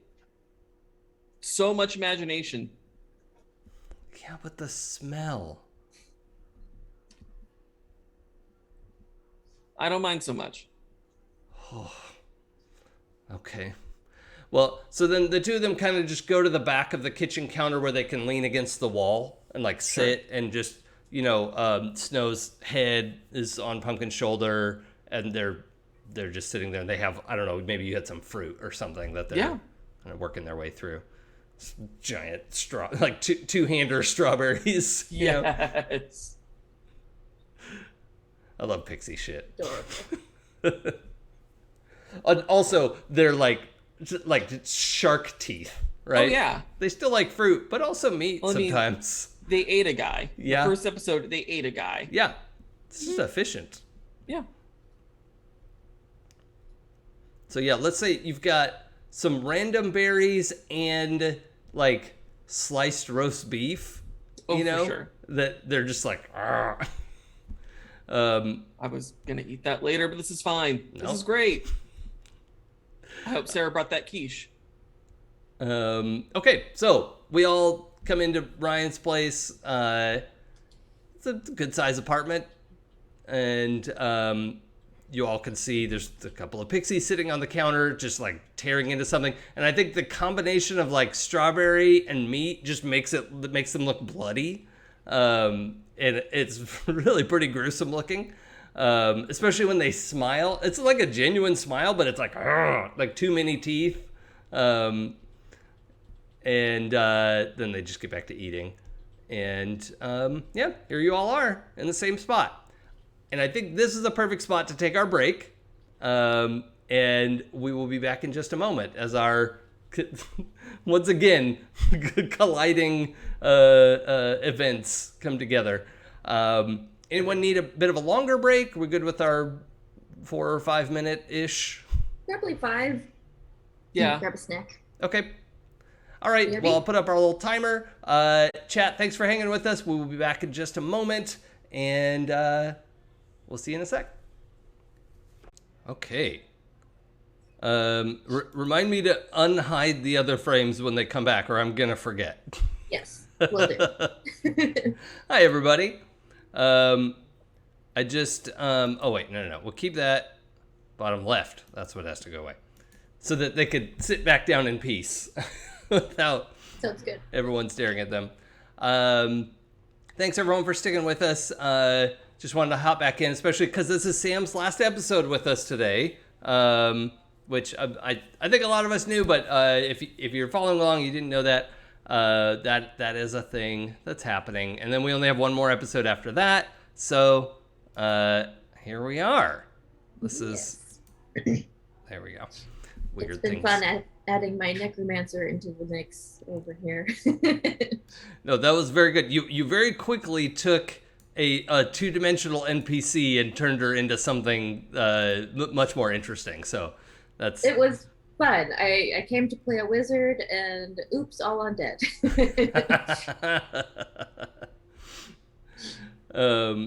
So we'll I also wanted to give you a chance to pump up your store a little bit. Oh yeah. If you want to drop your link in chat, that's you're welcome to do that. Everyone should check this stuff out. I'm actually wearing one of Sam's shirts right here. This is the Brunch Summoning Circle. I'm a huge fan of the design. I also got the mugs that change color with the heat. Those are fun. I have a bunch of new kind of post-apocalyptic-y stuff Cool. in my shop for my Wasteland tribe. That is one of the reasons I won't be on Saturday mornings anymore, is we're building basically an Art Deco hotel that burned down, and then a bunch of weird post-apocalyptic wastelanders have moved into it. It's our Whoa. concept. It's called Hotel Sasswood, mostly because I wanted a sign that would just, you can make the letters blink, hot ass, and sass. So I have a T-shirt that says that Hotel Sasswood with different of the letters lit up and whatnot. Oh, that is great. And some silly stuff. And the proceeds from the T-shirts and whatnot are going directly towards our build. So if you think that sounds cool and you want to go check them out, I always love getting seeing all the pictures from it. I don't know that Wasteland is something I would super like. I've never been to Burning Man. I'm not sure it's like my thing to be there, but I love seeing all the stuff that comes out of it. It's a lot of fun. We're putting on a cabaret. We have one of our group has a 2 8x8 stage with a pole in the center. Oh, so cabaret is so cool. Yeah, we're gonna do a cabaret. I'm gonna balance a sword on my head. It's gonna be fun. That's exciting. And you said there was a pole as part of the cabaret? Mm-hmm. That is an incredible skill. That is pole dancing is hard. I've been learning a little bit, and even like the beginner stuff is very, very hard. Yeah, so. I've been following some of it on like TikTok Reels, and I found more guys doing it, and I was like, "Whoa, this is what?" Yeah. Yep. Oh, Pooja, whenever you're ready, I'll pop your window back on the screen. I just didn't want. I wanted everyone to have a chance to sit down in peace. So.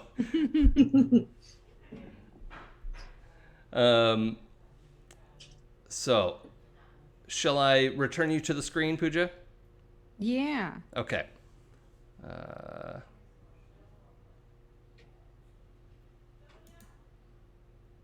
Oh, that's Ryan. Whoops.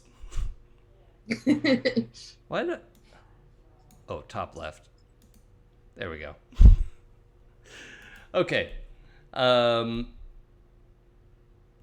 actually what? Oh, yeah. Okay. I think I messed up my slices again. They're actually in the right place. I just didn't do it right. Amazingly enough. Joey, are you ready to be back on screen? I sure am. Okay, cool. I was experimenting with this. I was saying earlier, like, I want to be able to come back, but also give people a chance to, like, not be immediately visible as they're settling in, and, you know.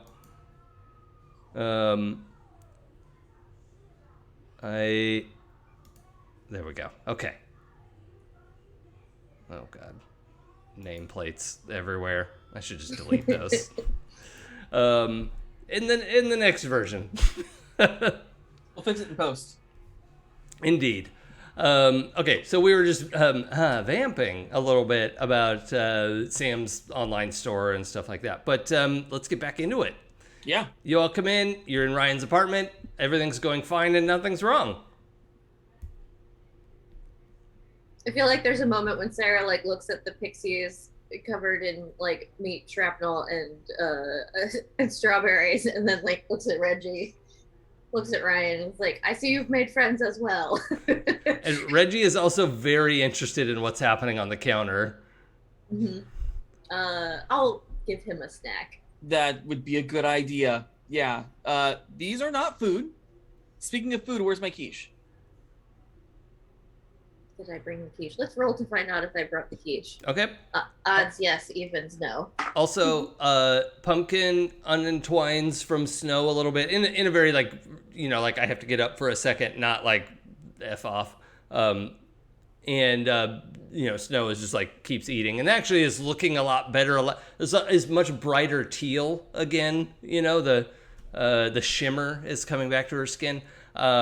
But Pumpkin actually has like just like a handful of like berry mashed roast beef in her hand and is like hovering over to the cage. So, Sarah, what did you roll? I rolled a 6 on not bringing Ryan a quiche. Let's see. What could you have brought that's like the opposite of a quiche? Meat pie? No, that's still savory. Like, crudité? Yeah. Oh, yeah. Crudité. Feels like the opposite of quiche. Yeah. Yeah. I did not have any quiche, so I brought you this. This is going to be the worst brunch ever. All right. This'll work. Hey, Pumpkin, I wouldn't get too close. Ooh, yeah. Proximity warning there, Pumpkin.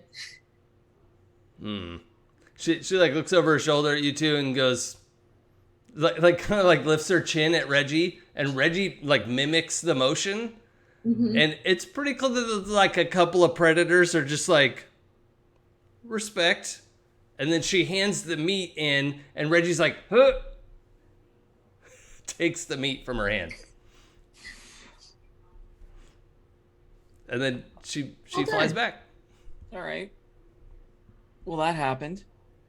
So now that the gang's all here, what's all this about?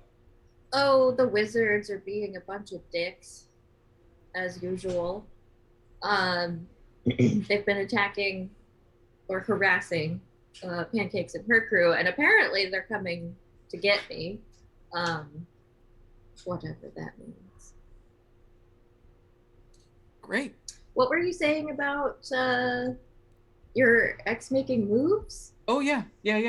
So, I don't know if you remember me talking about it, but the extra security that was around with we were first encountering Pancakes with the vamps and the werewolves. Mm-hmm. Yeah, that's him. That's his little pet project. And he decided to initiate a meeting between his clients and the Pixies, and the Pixies were completely ambushed. That's awful. Yeah. And sure. he's going to be in a mess of trouble when Oberon finds out. Snow and Pumpkin give this like low growl that is way too low for their physical size, right? It's like a Rottweiler growl. Oh. Out of character, curiosity wise, I'm not sure if Sarah would know this, but can pixies be turned into zombies? I that's a lot of unknown territory so far. Okay. But Sarah, also in this moment, you hear the howling scream of tormented souls, and you know that some of your traps went off. Oh, somebody's in my house. Ryan, are there mirrors in this part of your apartment? There are mirrors all over my apartment. Okay. I had assumed, but I wanted to... Yes. So in Sarah, in all of these mirrors, until you focus on one, you're catching glimpses of Hiddleston, right? Skeliston? Tom Skeliston? Is that... I like it, yes. Yeah, okay. And then when you focus on one, he comes into focus just in that one and is like gesturing to you. Everyone, Sarah's just got a very weird look on her face and is walking over, making a well, I don't know, Sarah, what are you doing with the mirror? She walks over to it and is like, did you get one? Okay, so y'all, it's just Sarah in the mirror. So let's deal with that as you will. The two pixies like look at each other and look at Ryan and like, that like, is your friend okay kind of expression, like, do we need to worry, is this not our problem, like it's fine, she's wizardy. But Tom opens up his I guess it is just Tom Hiddleston. It's not him playing a character, it's his real life job is managing the like gateway to the afterlife. A lot of people don't know that about him. He makes time for acting, and we appreciate his talent, but you know, they have to, you know, like CGI out the mirror edges, right. But so he opens up the phone. He's just looking at it and then closes it again. And he says, "We have accepted 3 donations on your behalf, and we will extend the cycle by 3 units of 28 days." Excellent. So, the implication here, Sarah, not Tom, this is out of character, is that every soul you feed that mirror will also extend the period of time that they're protecting you.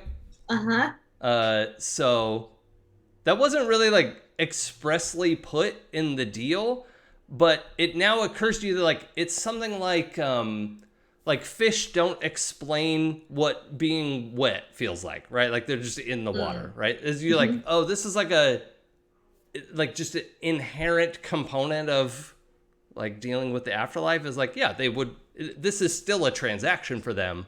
It's just you are now the ATM, right? Like making deposits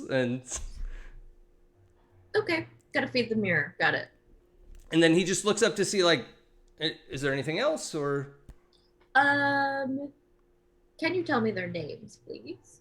Yeah, and he lists off the names. These are Are they people peop- you know from the council. None of them okay. are Mrs. Lane. I would expect not. She's not gonna sense. There is something you can do for me. Are you able to get information on people who may be already in the underworld? Anyone who has ever died, yes. However, information will cost you units of 28 days. Huh. Fair enough. You have 3, and he does a little magic trick with like 3 kind of burnished bronzy coins between his fingers and reaches towards the mirror. Oh, I'll take them. Yeah, and they just go, like fall out of the mirror. You all see 3 bronze coins fall out of the mirror. And yeah, you have these units now. I'll just put them in my pocket. I will be in touch, and then turn back to the rest of the crew and say, well, there's 3 less council members to worry about. Did they get turned into coins? No, they got yeeted to hell. In an indirect sense. Sort of, yes. Just not literally. Cool. Yeah. Like I said, don't go in my house uninvited. Wouldn't dream of it. All right, so that's all right. Asmita, you said Claude contacted you? Did. He told me you were in trouble and that you needed to call him. But who knows? I do know that currently the Fae are aligned with the wizards, which puts us all in rather an awkward situation. Well, I say us all, and I mean y'all.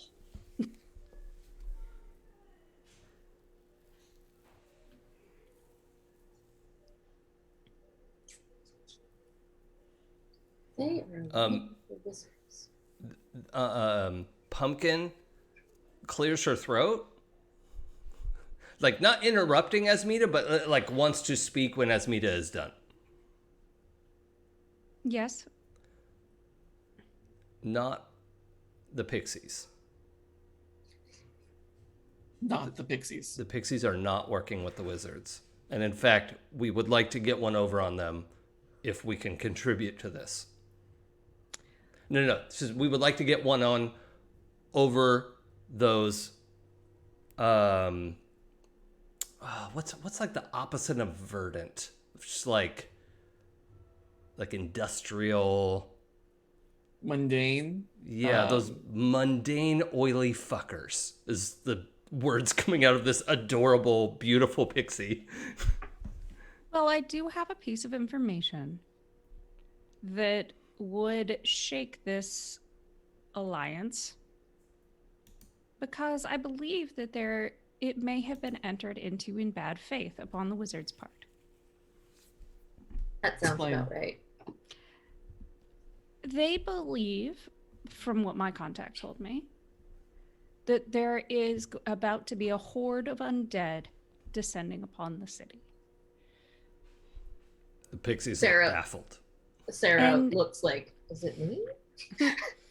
And it feels like, I mean,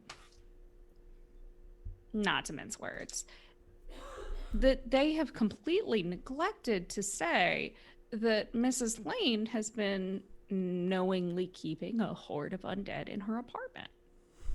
Sure has. And that might be information that Oberon or Titania might want to know. Wait, is Mrs. Lane going to be recruited to Team Find Out? Yeah, she is. Now, Ryan, I will tell you. I enjoy being the recruiter for Team Find Out because, like, you know, Steven joined Team Find Out, Mrs. Lane joining Team Find Out. But you don't have to be on the team. You're a freelancer. You're I am a recruiter? Yeah. Spotter. It's like a headhunter, except, you know. Recommending folks to find out is very. Now the pixies don't really react, but Ryan, when she suggests that Oberon or Carnunos could be part of this, you flinch at Oberon's name, and you know, like, this isn't anything to do with Oberon, and I don't want to fuck with Oberon. No. But you also have this instinctive of like, this just isn't Oberon vibe, right? It's not Carnunos' vibe either, but Oberon is such a big deal that it's like an electric zap of like, nah, it's not Oberon. Yeah. Yeah, this isn't his MO. Oberon is a lot more hands off. And Well then, who would out of your party? Queen Mab makes a lot of sense. Puck would fuck around. Oh, Puck is the mascot of Team Fuck Around. Yeah. But they also don't usually... They're shit stirrers. They're not like World War III starters. Right. Not if they don't have to. Do you think Claude would have the pull within your community to align them with the wizards? Very much so. Ryan, you get a text. Check the phone. It's Claude. I'm trying to help you. Are you going to call me or what? Look, I think we need to at least see what Claude has to say. Clearly, he's trying to play every angle. You might as well get an idea of what angle he's trying to play with us. The pixies hiss when you say his name out loud. And then Reggie sees them hissing and hisses as well because he's like, is this what we're doing? Like, this is fun. Oh, you guys are friends. Yeah. I also like to hiss. This is amazing. I love it. And then he does a call that's much too loud for the space. Inside voice, Reggie. And Pumpkin just claps. She's delighted at this horrible, horrible noise that he made. Well, Snow, if you feel like getting one over on the people who have wronged you,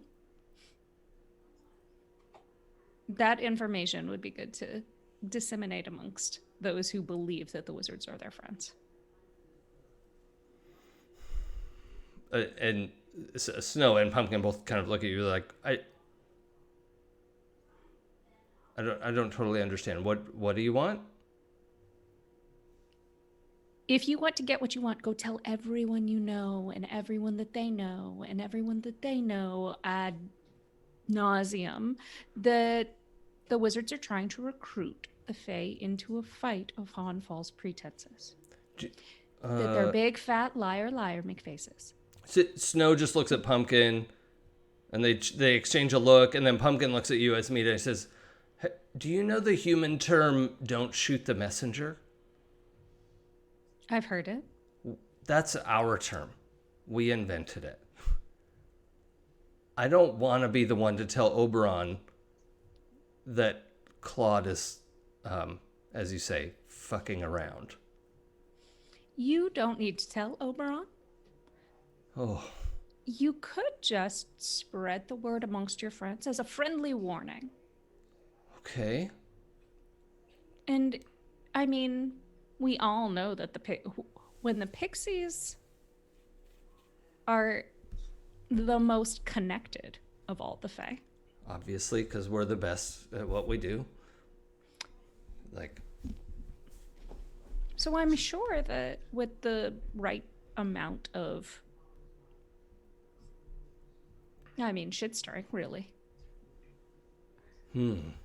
that it could get back to Oberon completely unconnected from either of you. If it even needs to make it back to Oberon. Because do we want Oberon here? No. No one wants that. No. Yeah. That won't go well for anybody. It just needs to make it back to the correct people to make sure it doesn't make it back to Oberon. Does that make sense? I think so. Yeah. We just have to be really careful about it. How much time do we have, and how does time work here again? And they're looking at you, Ryan, because they're Right. like, they have a very fleeting understanding of the passage of time. Right. The Time pixies are my people, is what you're saying. time moves much, much slower here. Okay. Okay, so we have we have enough time to be careful. Absolutely. I would expect you to be careful. This is the big league. Okay. But we don't have to talk to Oberon No, Or- you should not talk to Oberon. or Cornunos. No, if Cornelius needs to know something, I will make him aware. Okay. Just Yeah. talk to the other Fae in the city. See what they know about Claude, what they think of him. It helps to get an idea of where he stands with us, as well as where he stands with our enemies. Okay.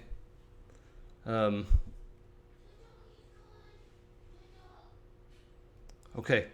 Well, we're gonna go, and then Snow, who really hasn't had much to say, looks at Sarah, and like kind of like tilts her head towards Reggie, and she says, "You know he's dead, right?" She's like, oh yeah. He was dead, and I raised him. He's very movie. Like Yeah, he's undead. Over the pixie's shoulder, like, no, don't. Okay. Huh. Like a vampire. No, he doesn't drink blood. Okay. He eats You know blood, how- though. We eat blood. Yeah, he eats just like you do.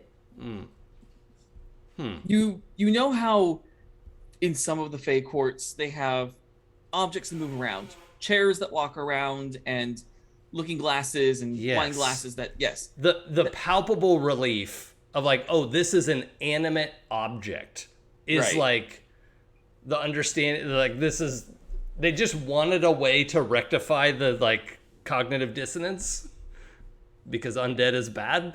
yes. And no, because no one dies in the Fae. That's just not a concept they want to deal with. Oh. Yeah. That's all I he think is. Sarah doesn't really understand that. She's like, why shouldn't I tell them he's undead?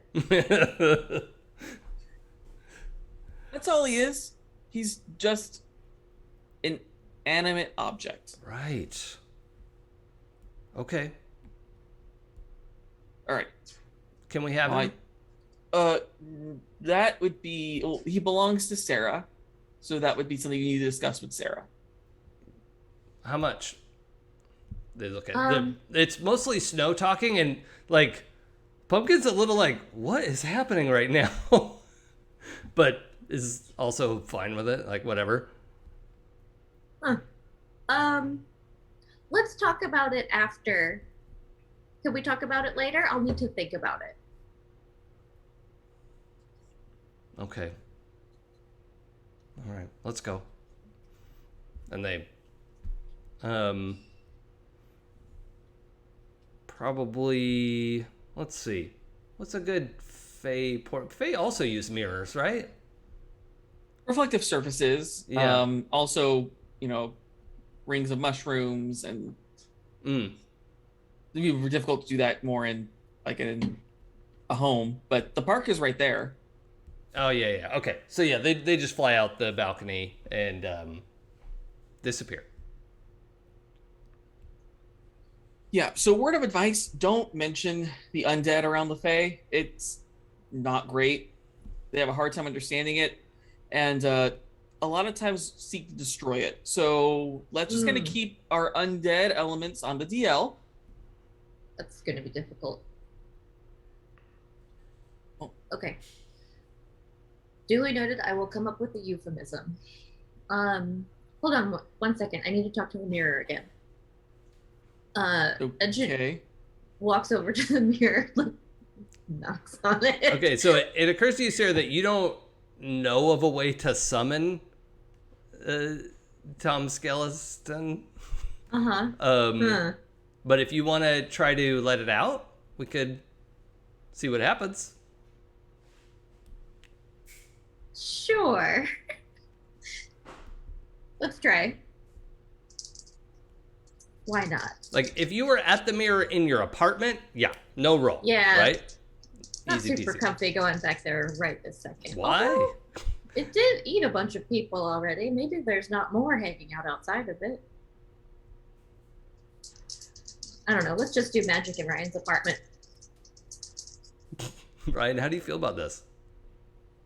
Well, I don't know what she's doing, first of all. Well, you can tell 'cause- there's some sort of incantation about to start up at the mirror.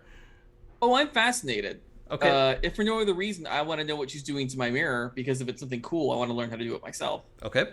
I just think it's funny that, I'm sure Belle has more than once called me, a narcissist or a narcissus, and she's the one talking to her own reflection. Yes. So he's amused. Okay. Esmita, how do you feel about this just unknown incantation happening in the room with you?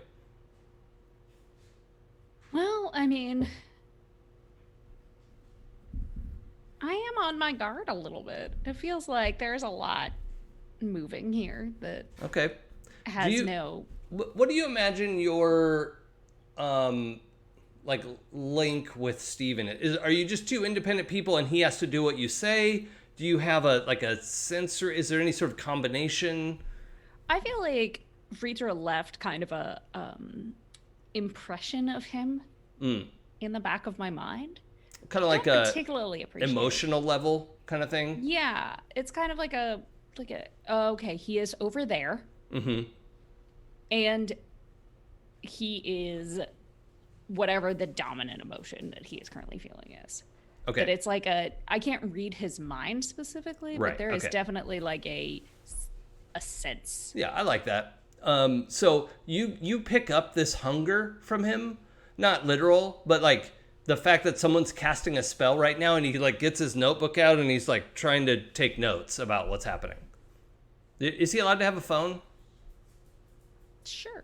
Okay, I he's mean, actually trying to he- video what she's doing. He's not allowed to contact his former employers, but that Yeah. would be just as bad for him as it would be for us. Right. So. Yeah. So yeah, he's getting his phone out to record what Sarah's doing. Don't see. Like, I mean,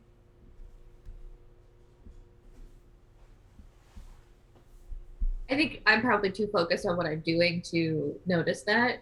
Yeah. He's kind of off to the side, not behind you where you could see him in the mirror and Right. yeah.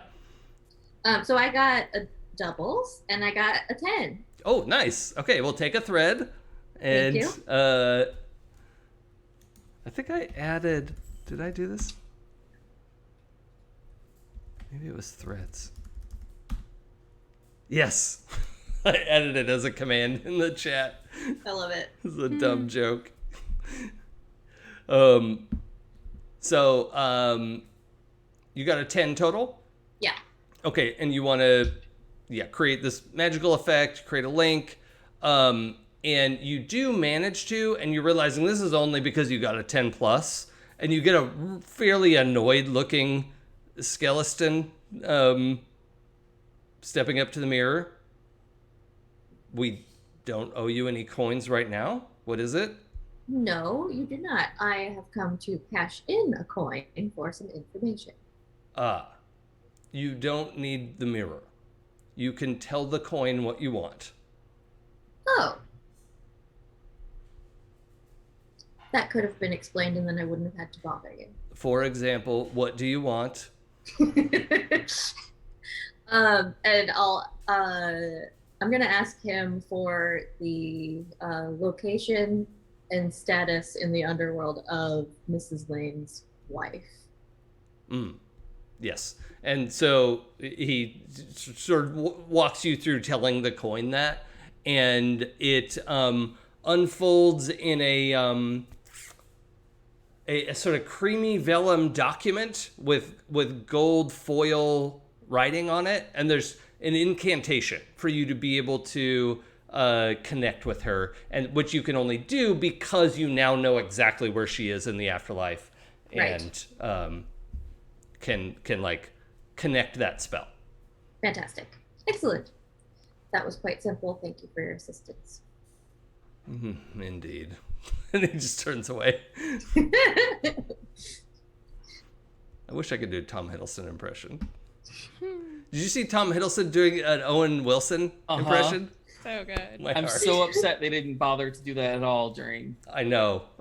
Series. I was waiting the whole time, like, oh well. You should also see him do a Graham Norton impression. Oh, it's fantastic. okay. That's fun. So you all see this scroll just sort of unroll. It's maybe like legal length, a little bit wider. Legal size paper for folks who aren't in the United States is some A size. I don't know what. There's a lot of A sizes. I know. It's the long one. A1, A2, A3, A4, or A5, maybe A6. I have no idea. Roll that up and just put it somewhere very safe. Okay. All right. Shall we pay a visit to this Claude? Yeah, let me go ahead and give him a call. I'm gonna step out on the balcony, bit of privacy. And yeah, I'll let you guys know what he says. Okay. So first, Sarah, as soon as Ryan steps out of the room, Reggie doesn't really yell at you, but he does get your attention. And then like points at the like pile of roast beef that's left on the counter. He's like indicate like Yeah. Can I have that? Yes, you with the hands. Like he like walked the cage over there a little bit, but there's also not a lot of room for him to move around, so sure. Just tossing him scraps of meat while Ryan is outside. Asmita, how's that? What's that scene look like for you? What are you doing? I kind of mentally go like, wow, you're just feeding your bird Fey food without permission. It will only end well. And then just go back to like reviewing I kind of want to like go over to Steven and review the tape or whatever. And it's like, so did you learn anything? Well, yes, I have. And he goes into like some of what he understands about incantations. And again, the problem with what he and Emily were doing is it's this mishmash of different cultures and ideas of how magic should work. And so he is trying to reverse engineer a type of magic he's not familiar with based on these other things that he knows. And I mean, it kind of works. It's just, I find it kind of amusing because it's like this whole, because I know Friedrich told me it's like he knows some things and he's wrong about more than he knows. Yeah. And it's like he's really smart.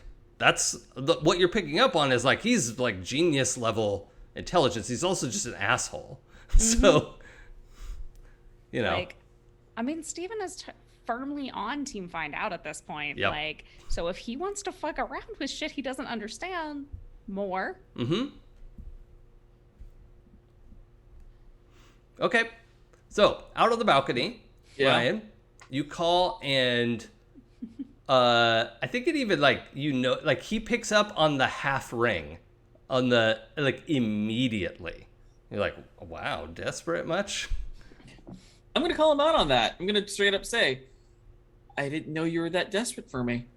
I already had my phone in my hand. You can tell this is him recovering, right? Like he's smooth. He's very good at this, but he's recovering from looking eager. Mm-hmm. I'm All glad right. you finally decided to call. You're in a lot of danger. Oh, am I?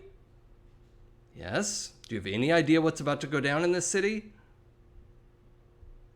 Well, I have a few inklings, but why don't you tell me what you know? Why all of a sudden am I so important to you to make sure that I'm safe? Look, we've had our differences, we've had our problems. I don't want you to die. And I think you should just head back to the Feywild for a while. And do what? Entertain the court. Whatever Kernunos wants you to do. It doesn't matter. Just don't be here. And I assume this warning isn't you coming with me. No, I have obligations to meet. Joey, I am going to go ahead and have you trigger the figure someone out. Wait, what is it called? Yeah, figure someone out. Yeah. With mind. Oh no, mind is a 0. Okay. However, you get to roll with advantage, so roll 3 and take the best 2. Hooray! Because you know this guy. Beautiful. That is a 9 total. Okay. So you, on a 7 and 9, you get to ask 2 questions, but he's going to ask 1 back. Yeah. Not in a literal sense, but you are going to have to give up some information. Yeah.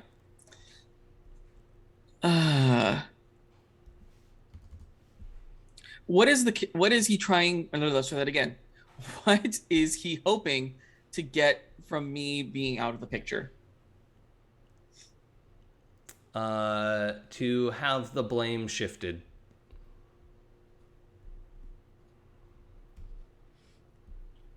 All right. If you leave right now, it looks like you threw the bomb behind you and walked away. Got it. Got it. Okay.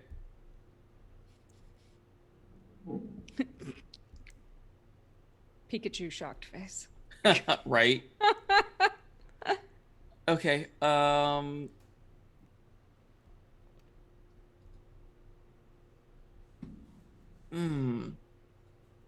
How can I get Claude?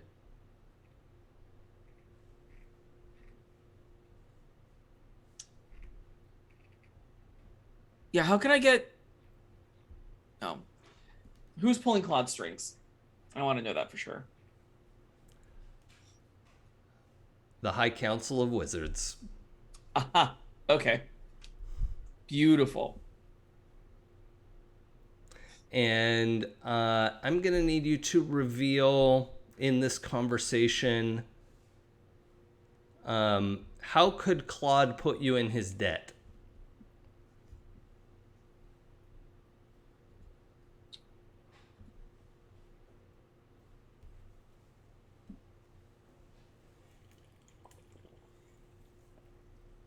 That's a really good question. And I mean, there's a version of this that is very revealing in which you say, that is fucking impossible. Right? Like, if there's nothing Claude could do to get you to owe him, that's an answer. I don't want that to be the answer, but I feel like that is the answer. Like,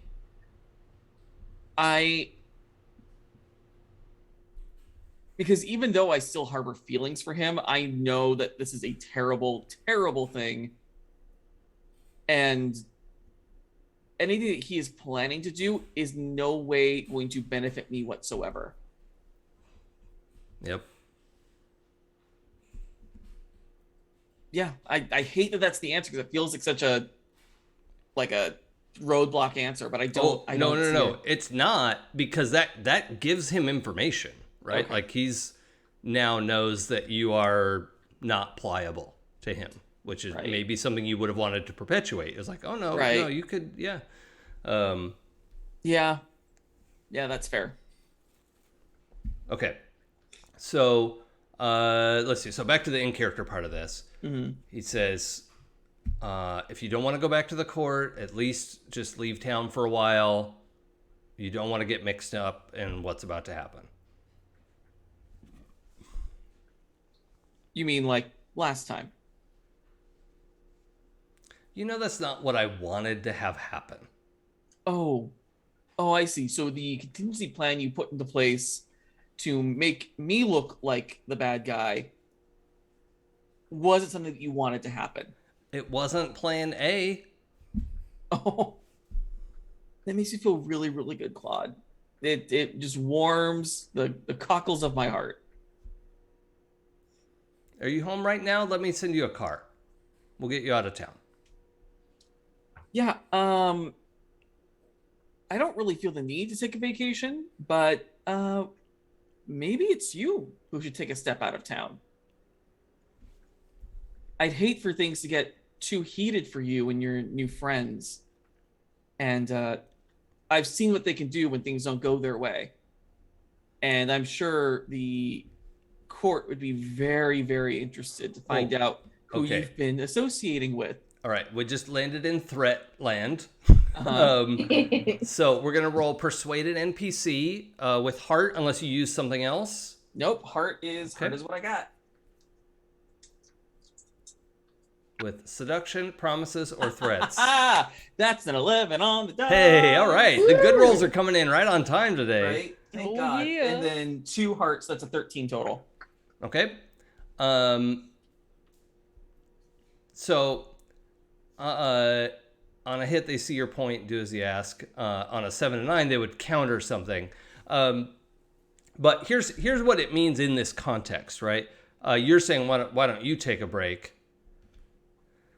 And his answer is, like, your argument is so convincing. It's that he believes your threats, okay? And he understands that he's in danger, like, from you. And he hangs up.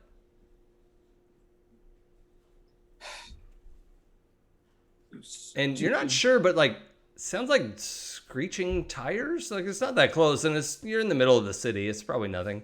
Yeah, I don't know why they'd be worried about it. Stupid, beautiful idiot. All right, I'm gonna walk back in. How'd it go? Well, made it pretty clear to Claude that I'm not one to be fucked with. Also, It seems he's under the thumb of your former friends. The wizards are really, really just Out of control? 3-knuckling into Claude's business. Yep, we're gonna have to take him down. Yeah. And I might know just the person to help. Oh? Let's just say your former employer owes me one. Oh, and I happen to have the whereabouts of something she might want. Good. Let me take a very stealthy swing by my apartment real quick. You sure you want to go alone? You don't want us to come with you? Oh yeah, I mean, come with me. Okay. I'll invite you in. You won't be yeeted to hell, I promise. Good. That was not on my list of things to do today. As me just like, in there. It's fine. I mean, the thing is, like, I could get yeeted to hell, but they couldn't keep me there. So, Right. like, Yeah. It would just be like it'd be a super big inconvenience. Yeah, like you didn't come in the employee entrance. You just came in the lobby, and you're like, oh, this is not. I'm not supposed to be here. It's like, this isn't even my afterlife. What the fuck? Yeah. Like, Okay. I will actually. I'm sorry. I know that this is like so far away from what we have, from when this was. It bothers me on like a personal level that like all the afterlives are just like maintained, and then there's a gateway to all the afterlives through Tom Hiddleston. Okay, we'll split it up. Sorry. That's fine. No, I'm glad you said something. That's the power of the X card is for that. And I'm Yep. sorry that I lumped all that together. That was a bad move on my part. So thank you for saying so. We'll specify this as the sort of Judeo-Christian type of afterlife, Fair. if that works better. Yeah. Yep. Okay. Sounds good. Great. So there is talk of going to Sarah's apartment. Esmita, how does that land for you? Yeah, I mean, I am part of this. Like, I am serving to clear the air with, like, I owe Ryan this debt because of Claude. Okay. So I'm here for you, buddy. Thanks. Aw. All right. So we motor everyone over to the building, to Belle's building. Sarah's apartment is upstairs. And right away, when you come around the corner, there are a couple of unmarked black sedans parked out in front of the building. Like one's Okay. like down the street a little ways, and one's just across the street, but they're pretty suspicious looking. Does it look like anyone's in them? Mm-hmm. But the windows are pretty darkened. Yeah, then we're gonna just like keep cruising by and not stop. Okay. That's fine. I don't need my stuff right now. It's fine. Okay. I mean, we could try to go around the corner and find a way to get in. I mean, there are options. It's just out front, the building is being watched. Okay. If there is a surreptitious entrance that we would obviously know of, having lived there, we could try going across the roofs. Like if you go on that side of the street, the buildings next to it are close enough that you could hop over pretty easily. why not? Let's try it. Okay. And Esmita, Steven is telling you, like, I mean, that's a pretty clear surveillance setup. And it seems like they're running like additional eyes. So, you know, I don't know how you want to. Do you mean they have cameras, or do you mean they have like the Eye of Horus? We might, unless you desperately need to get into your home, we will have to fight these people. Well, I mean, they're running multiple. I know a way to magical. hide us from the Eye of Horus, Steven says. If I mean, not from people physically looking at us, but I can block that. Can you know? Are you sure? Yeah, I've done it before. Oh. That's how we were able to set up across the street. Maybe don't remind people of that one too often. Seeing as Ryan is right here. Yeah, that was a real pain in the neck. Yeah, I was off by a millimeter. Shame. I won't be. So it would be advantageous to get into my sanctum. However, it's not strictly necessary. I might be able to help. I'd like to use one of my fairy powers. Glamours. You create illusions to fool the senses. The effects don't last long, but they are compelling. I cannot disguise or conceal myself or my actions with these tricks, but I can sure as hell conceal Sarah. Okay. So it's all up to you. What do you all want to do? That sounds pretty good. If you're confident you can disguise me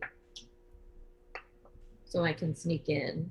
Yeah, I mean, because you could see, you know, the old lady who lives down the hall is going in with her 2 bags of groceries and just like walks on into the building and nobody blows her up. So yeah, that's super easy. Yeah, I will do that. I'm gonna mark a corruption to use my fairy power because I don't think I don't have any deaths on Sarah. Do I? Let's look. I don't think I so. don't think so. I have a dead on you. Right. Well, I thought we cleared that because I got you that magic Oh, item. right. Yeah. Oh, yeah, okay. Okay. Well, that's fine. So yeah, I'll mark a corruption to use that ability. And I'm gonna make Sarah look like the Delish girl. Yeah. Okay. Perfect. So Sarah, you'll need to leave Prudence and Reggie in the car and all of that. But yeah, That's okay. the glamour takes.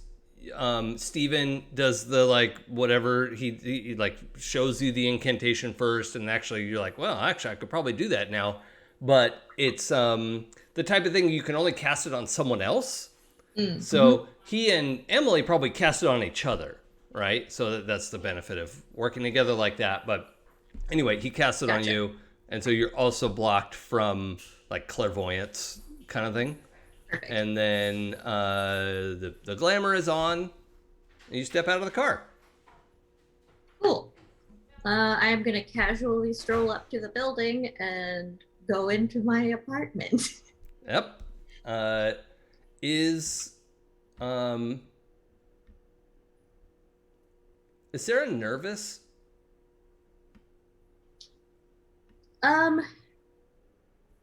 No.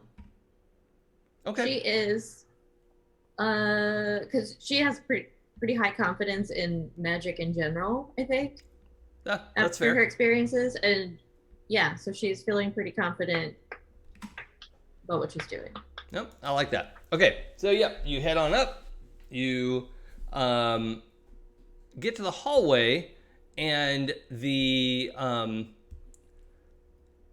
only thing that catches your eye is that there is a like middle-aged guy on a step ladder in the hallway, like fiddling with the light fixture, in clear view of your door. Okay.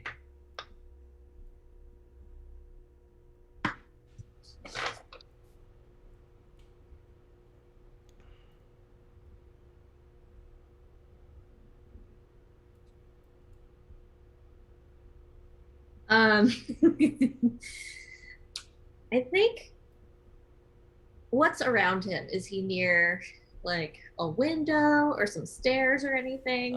Yeah, he's kind of near the stairs where you come up, and he's up on this little like three step ladder.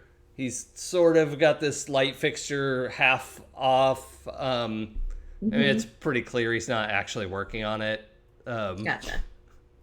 I'm gonna let it out to perform a feat of telekinetic precision, and he's gonna fall off the ladder. Okay.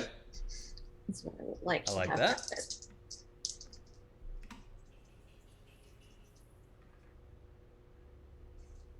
And that is a 7. Oh, okay. Well, that's Woof. not great. Because it would have been nice to ignore the complication on this. It would have been, yes. All right. Well, you perform your feat of telekinesis, and that guy. What did you want to do? Throw him down the stairs? Yeah, I just wanted to knock the stool out from under him so he takes a tumble down the stairs. Right. Okay.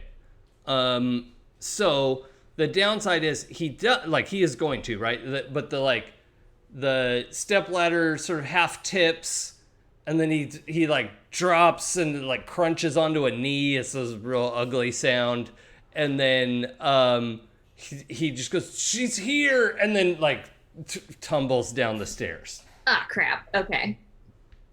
Then I'm gonna cheese it into my apartment real quick. Yep.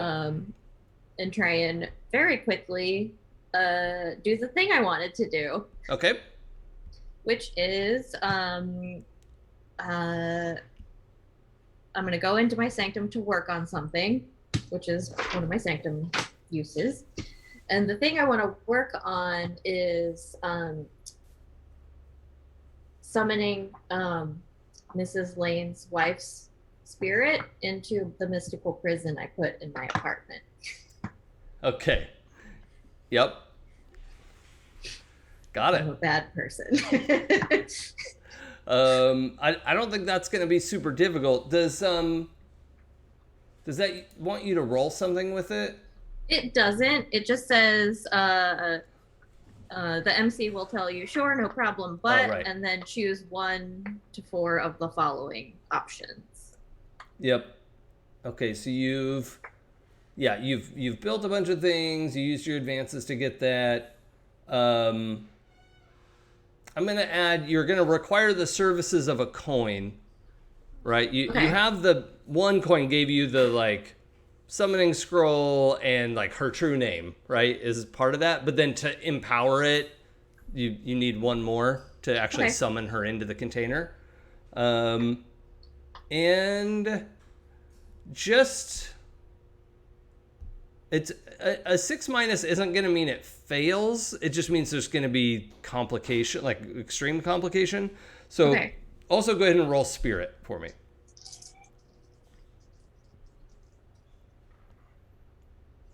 It's because this is a brand new thing you're doing.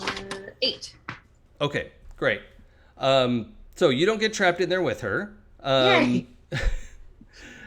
But your the process of doing this, you fumble it a little bit at the last second as this, like, the gravity of this thing rattles you, and you end up having to spend both of your coins to make it work. So you're out of those, and she's like pulled out of that mirror and into the what does the container look like?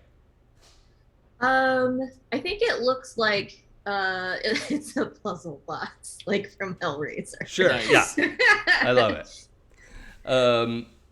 Okay. And I'm also gonna have you mark a corruption. That's some pretty dark magic. Yeah. Fair. Okay.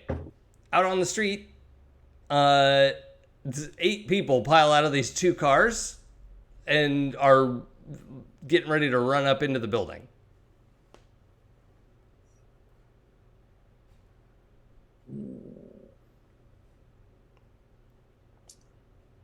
Well, that could have gone better. Yeah. Think she's gonna be okay? Well, I mean,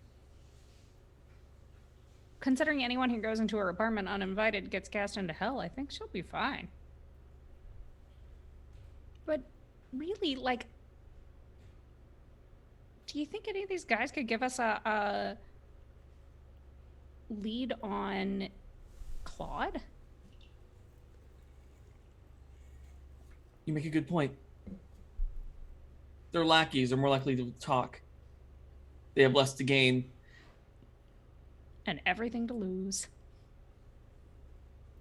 Let's go pick off the weakest wildebeest. They did leave one person on the sidewalk who is watching the street. Like, everyone piled out of all the cars. You can see there's nobody left in any of the cars. And everyone, 7 of them, run upstairs, and one of them is left out on watch on the street. Perfect plan. Steven? Yes? Do you want to help? Of course. What do you want me to do? I would love for you to distract this person. Just momentarily. You can blind people, right? I mean, that's pretty... temporarily blind them. Seems kind of unethical. Oh, you want to talk about ethics now? That's out of character laughing. Steven, do you want to talk about ethics? Do you want to talk about ethics in law enforcement? All right, what do you want me to do? Make it so he can't see? Just for a little bit, just for a few seconds. Fine. So Steven gets out to, cross the street and is about halfway down when you realize this person isn't who you thought. Well, wait, have either of you met Belle's contact, Abe? I think it's likely that we both, if he does the deliveries to Belle's shop himself. Yeah, or well, if he they used use to. Abe is they them, but yeah. Oh, I'm so sorry. If they do the deliveries to Belle's shop themselves, then we probably would have, just because we. Yeah, Are they there were all the before time. the embargo. The wizard embargoed Belle's shop, but Right. Yeah, we probably would have seen them then okay, if he had a polite conversation. right. At So Belle's expense. as Steven is crossing the street and closing that distance, you get you're kind of like zoom in or however it is you're watching, you get a better look at it. You're like, that's Abe. Like Abe, for what it's, you all can decide what you want to do. Abe has only ever been kind as any interaction you've had with them, and they are a valuable asset to Belle's business, even if they're currently not allowed to do business with Belle. Even though they currently shut up a competing ice cream truck shop. They had to. They're not allowed to do business with Belle. Then it shouldn't be a problem for them to, spill their guts real quick. Yeah, that's It fine. should be even easier. I just want to make sure all this context is on the line. I'd like to put a name to a face. I want to see how much more I know about Abe, from like the aspect of the court and what their feeling is. So let's roll do that. So I'm rolling with their circle, which is power, which I think is 1. I have a 1 in power. Sweet.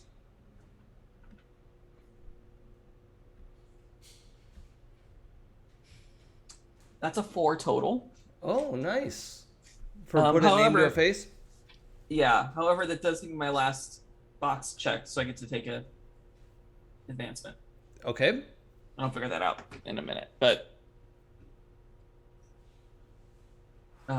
yeah, so that's cute. That's a 4.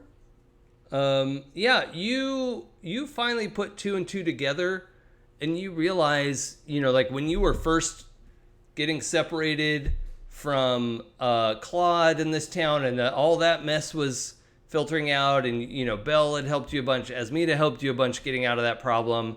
You realized a lot of that help came from Abe's support, and you actually owe Abe a debt that you weren't aware of, but you sort of become aware. Like all these pieces slide into place in your awareness, and like doing something against him is going to be like, we're going to have to roll, what do you call it? Refuse a debt? Yeah. If you want to carry on with this. Okay.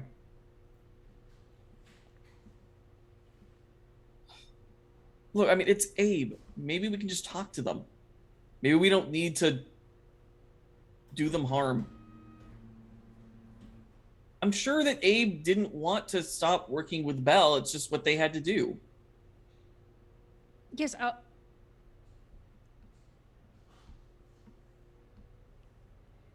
what have you done?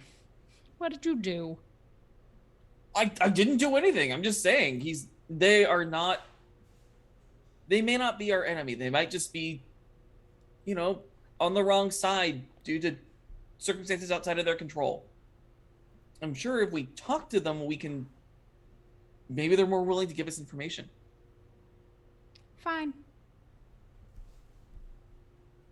We can try it that way first. Good.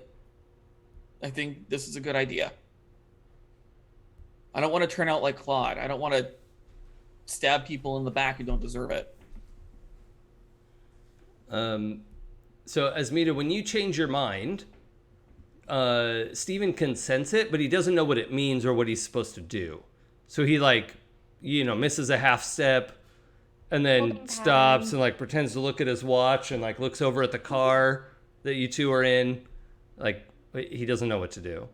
And just under my sub vocally, it's holding pattern.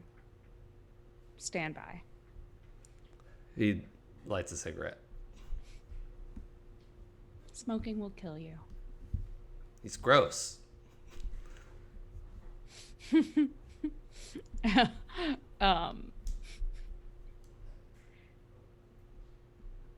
I'm not gonna make him not smoke, but I am going to be like, think on it.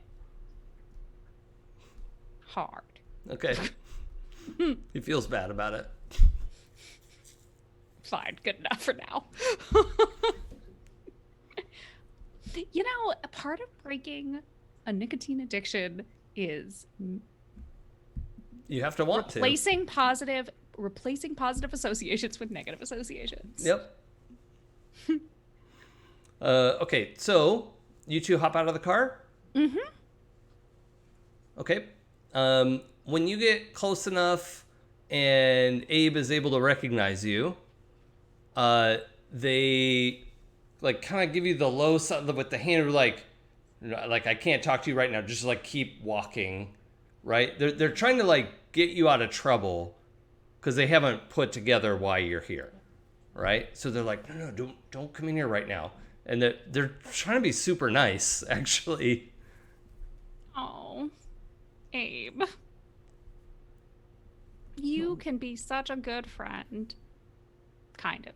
So you go up to talk to him. I think we make a beeline straight for him, if you're okay with that, Ryan. Yeah, I'm totally down for that. Them. We make Them, yeah.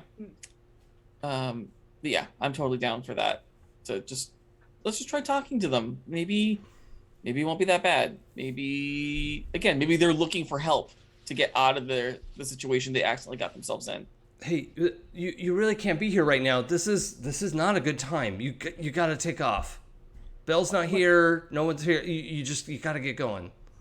Look, we're here to help you. I mean, you don't want to do this, do you? Well, I'm just doing my job. This is my job, is to look out and make sure no one else goes upstairs right now. I have to do my part. Well, no one else is going upstairs right now. So your job, that portion is satisfied. But we need you to answer some questions. What? All right, so we're gonna have to convince him. Who would like to roll persuade an NPC? I get a +2 to it. I'm not sure what Asmita's bonus is. Yeah, I get a +2 as well. But this feels like your show to run, so. Okay. Well, it also could be somebody rolls and then we lend a hand, right? Mm-hmm. If there's room for that. I'll roll. Okay, so that's a 7 on the dice, +2 is a 9. Okay, so lend a hand would actually do some good. Yeah, so I will roll for that. Also, just FYI, the advancement I took is take a move from another archetype. And I took Conduit from the Spectre. Advance let it out for all characters in your presence, including yourself. Oh, okay. Ooh. Nice. So I rolled a 9 and plus my wild is a 10. Okay. Yep, on a hit, you give them +1 to their roll, and you did not get the 7 and 9, so you're not doubly exposed to danger.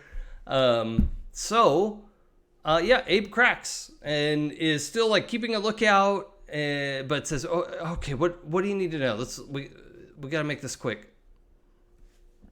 Great. Who is leading this attack? Why are you here?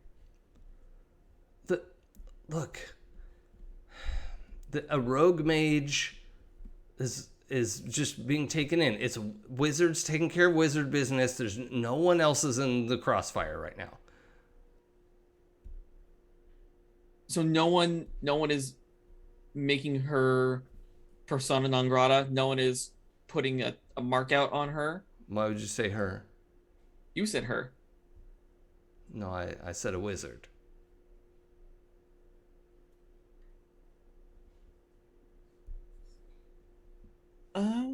Are you sure? Ryan. So now Abe is turning like Abe is still in the persuaded, right? Like is having a conversation with you, but in the middle of this is trying to cash in a debt. This debt that you owe. Yeah. And you have to either fess up what you're talking about, or you're gonna have to roll refuse a debt.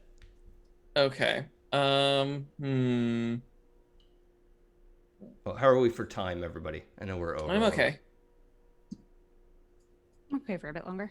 Okay. Yeah, I should be okay for a little bit. Okay. Yeah, I'm gonna have to honor the debt.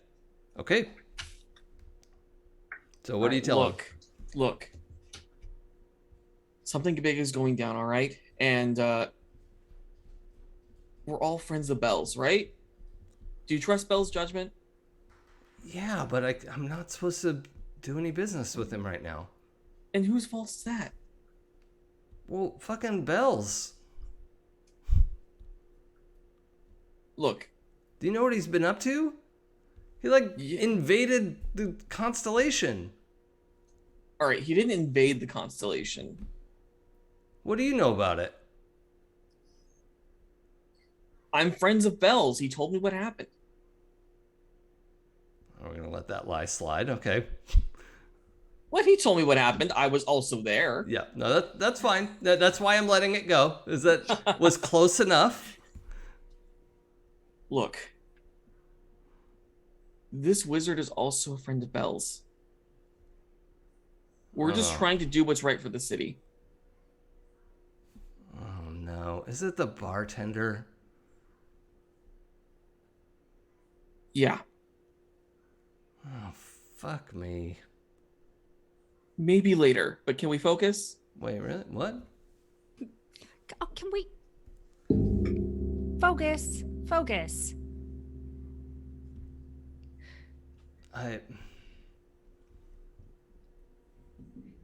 Look, have you ever felt like you are doing the right thing but for the wrong reason? Most days lately. Don't you think it's time that you took your fate in your own hands?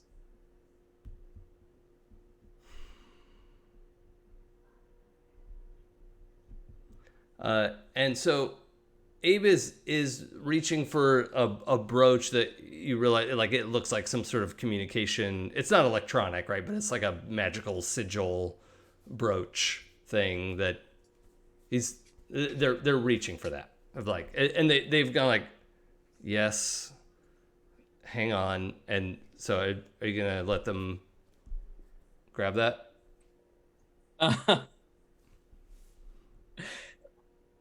I am going to like look at him and just basically I'm trying to do the Captain Von Trapp don't do it Rolf moment from Sound of Music. Okay. Yeah.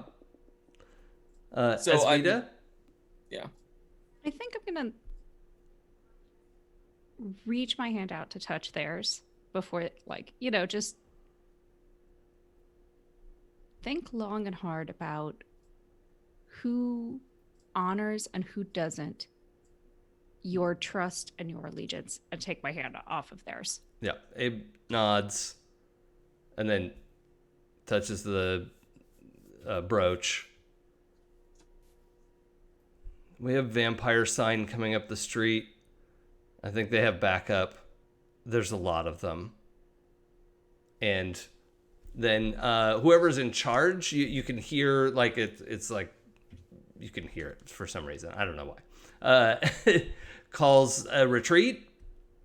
And Abe says, you better duck out of sight. They're all coming out. You won't regret if you this. know where Claude is? He's staying at the Constellation. Of course he is. Where in the Constellation? The penthouse?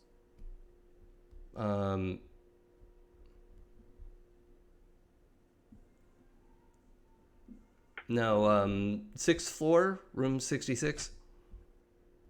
Figures. Perfect. No. 6th floor, room 9. There it is. Yeah. There Nice. you go. That's Faye. That's Faye business. Yep. Perfect. It's fabulous. Mm-hmm. All right. So Thank you. And start backing off. you two duck out of sight. Mm. Okay.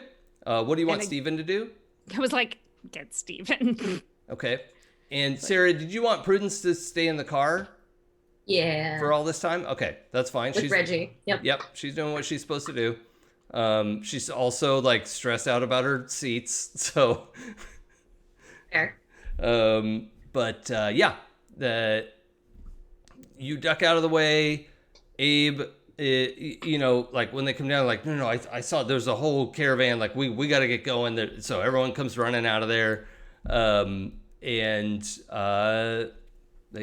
they hop in their cars and cheese it. And Sarah, nobody comes through the door. I don't think Yeah, you she's even know what happened. Like you trap Miss Lane in the container, and as far as you know, like it's like quiet outside. No one's banging on your door. There's no spells trying to get through your wards. Eerily quiet. Almost too quiet.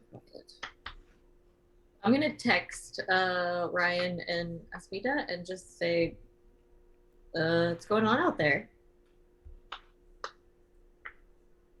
We're saving your skin. Are you almost done? Been done. I was waiting for the sacrifices to come in. Oh, yeah. We took care of that. Oh. All right. I'll be right out. I have to feed this mirror later. Okay. So I'll head back out to the car with my puzzle box full of dead lady. Oh, all right. I'm gonna add a complication here. Okay. And also because we have to wrap. But so you walk downstairs, and like you can see, like your apartment faces the street. I think we said. Yeah. Yeah. And you get like kind of a funny feeling, and the moment where you like walk around the corner to get to where the cars are parked, you feel this like it's not that you're running into a barrier, it's like you have a bungee cord strapped to a vest. Huh. And you're like, what?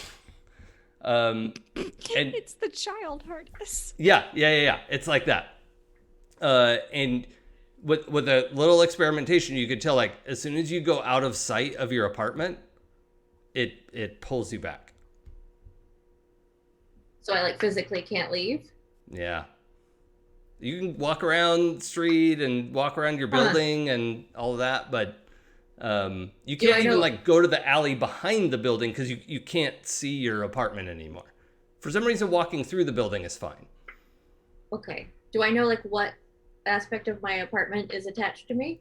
Yeah, the trap that you hurriedly had to pay extra for is a trap that is not just for Ms. Lane. Oh. Okay. So yeah. Okay. Cool. I'm gonna need you guys to come to me for a second. I mean, the mages all took off, so. All right. You're inviting us in, right? Like we're not gonna get. I will walk up to you on the street. Yeah, I'm outside, Oh, like okay. in view of my apartment. You don't have to Oh. come in. Good. Going to hell is not on my list of things to do today. No, it's fine. So slight complication. I had to obviously do this under duress, so I'm gonna have to remain here for today. But I have Mrs. Lane's wife in a box. I So think Prudence has come around to see you too, like why aren't we going kind of Yeah. expression and I think we can use this to as a debt, as it were. Get her on our side. How? What?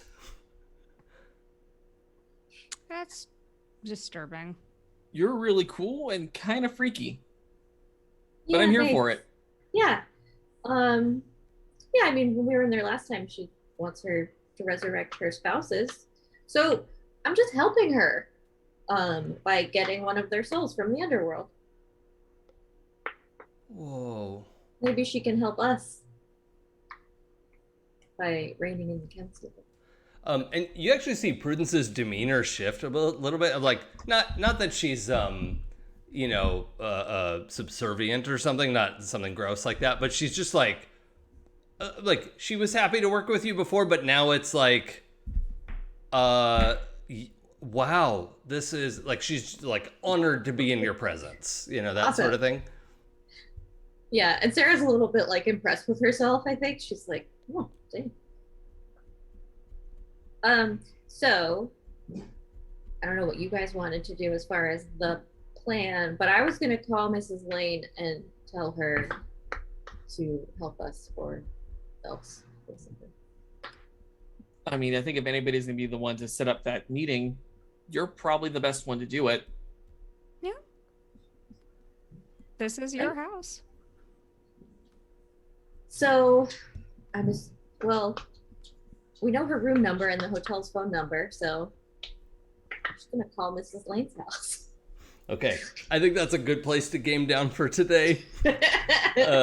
We will include Sarah as an NPC when we come to our finale next week. But this was an absolute delight. Samantha, I'm so glad you got to join us. Yay! This was fun. Thank you for letting me be ridiculously corruption sliding into necromancer. I actually thought we might get you to NPC territory by now, which I hadn't expected, but I was like, oh, well, that would be an exit. Almost. So Yeah. I have one more corruption dot to fill in until my second to last. Oh, yeah. That's still like 15 corruption away, but yeah. That's like half a doable. session. Yeah. No, 10 plus 11. 11 corruption. Oh, more, right. Yeah, okay. And I would have become an NPC. We should go ahead and wrap. Samantha, where can the good people find your evil works? Good people can find my questionably evil semi-benevolent works on the internet at Red Pandroid.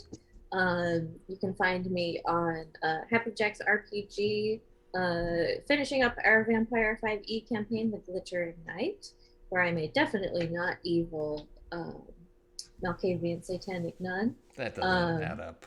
No. And Monday nights, alternating Monday nights on Yuma Station, where I am a space assassin. Oh, I do have a theme, don't I? A type, if you will. It's fine. I'm good at it. Pooja. Hi, you can find me on Twitter at LADesigirl. That's LADESI girl. And pretty much all the other socials is Forgotten Saves. If you want to hear me do more RPG work, you can also find me at the Glittering Night, where it would appear that I have just seized the Glittering Night. You can call me Prince. Yes? Prince. That's exciting.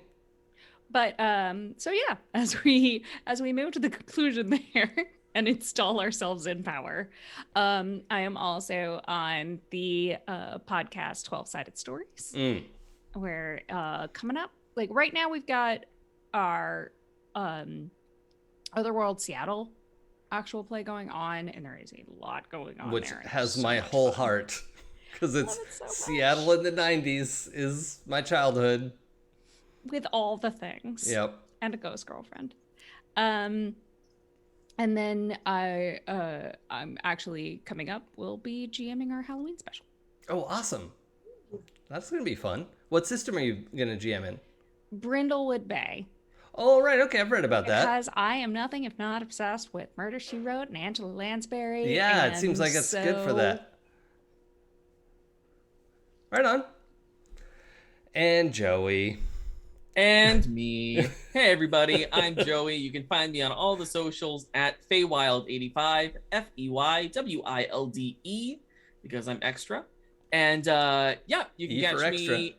You can catch me on the Glittering Night, where I am playing a different kind of vain fuckboy. Again, I have a type, and we're here for it. And hopefully more stuff coming down the pipe soon. But that's what I got going on at the moment. I don't have a character type. I play a different kind of charming robot boy every time I sit down to play a character. They're all different heights. They're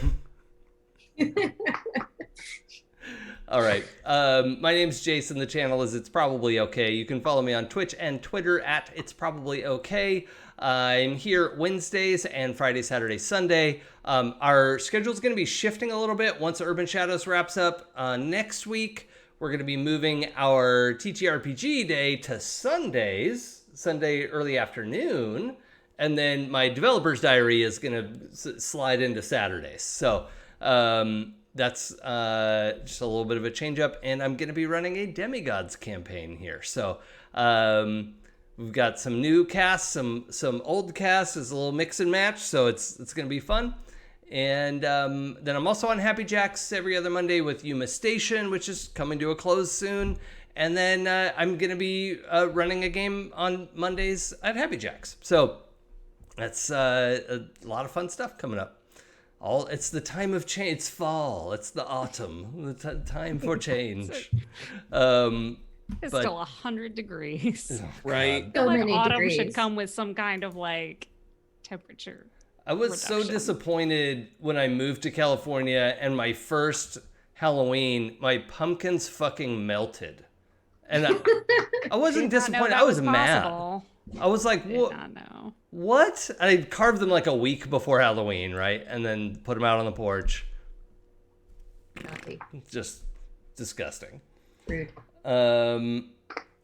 All right. Let's go raid my friend Emmy the Odd. She's actually going to come visit my Wednesday stream next week. So, folks, head on over there, say hi for us if you get the chance. Put that raid command in, and we'll see you all next time. The finale coming up soon. Bye. Bye. Bye.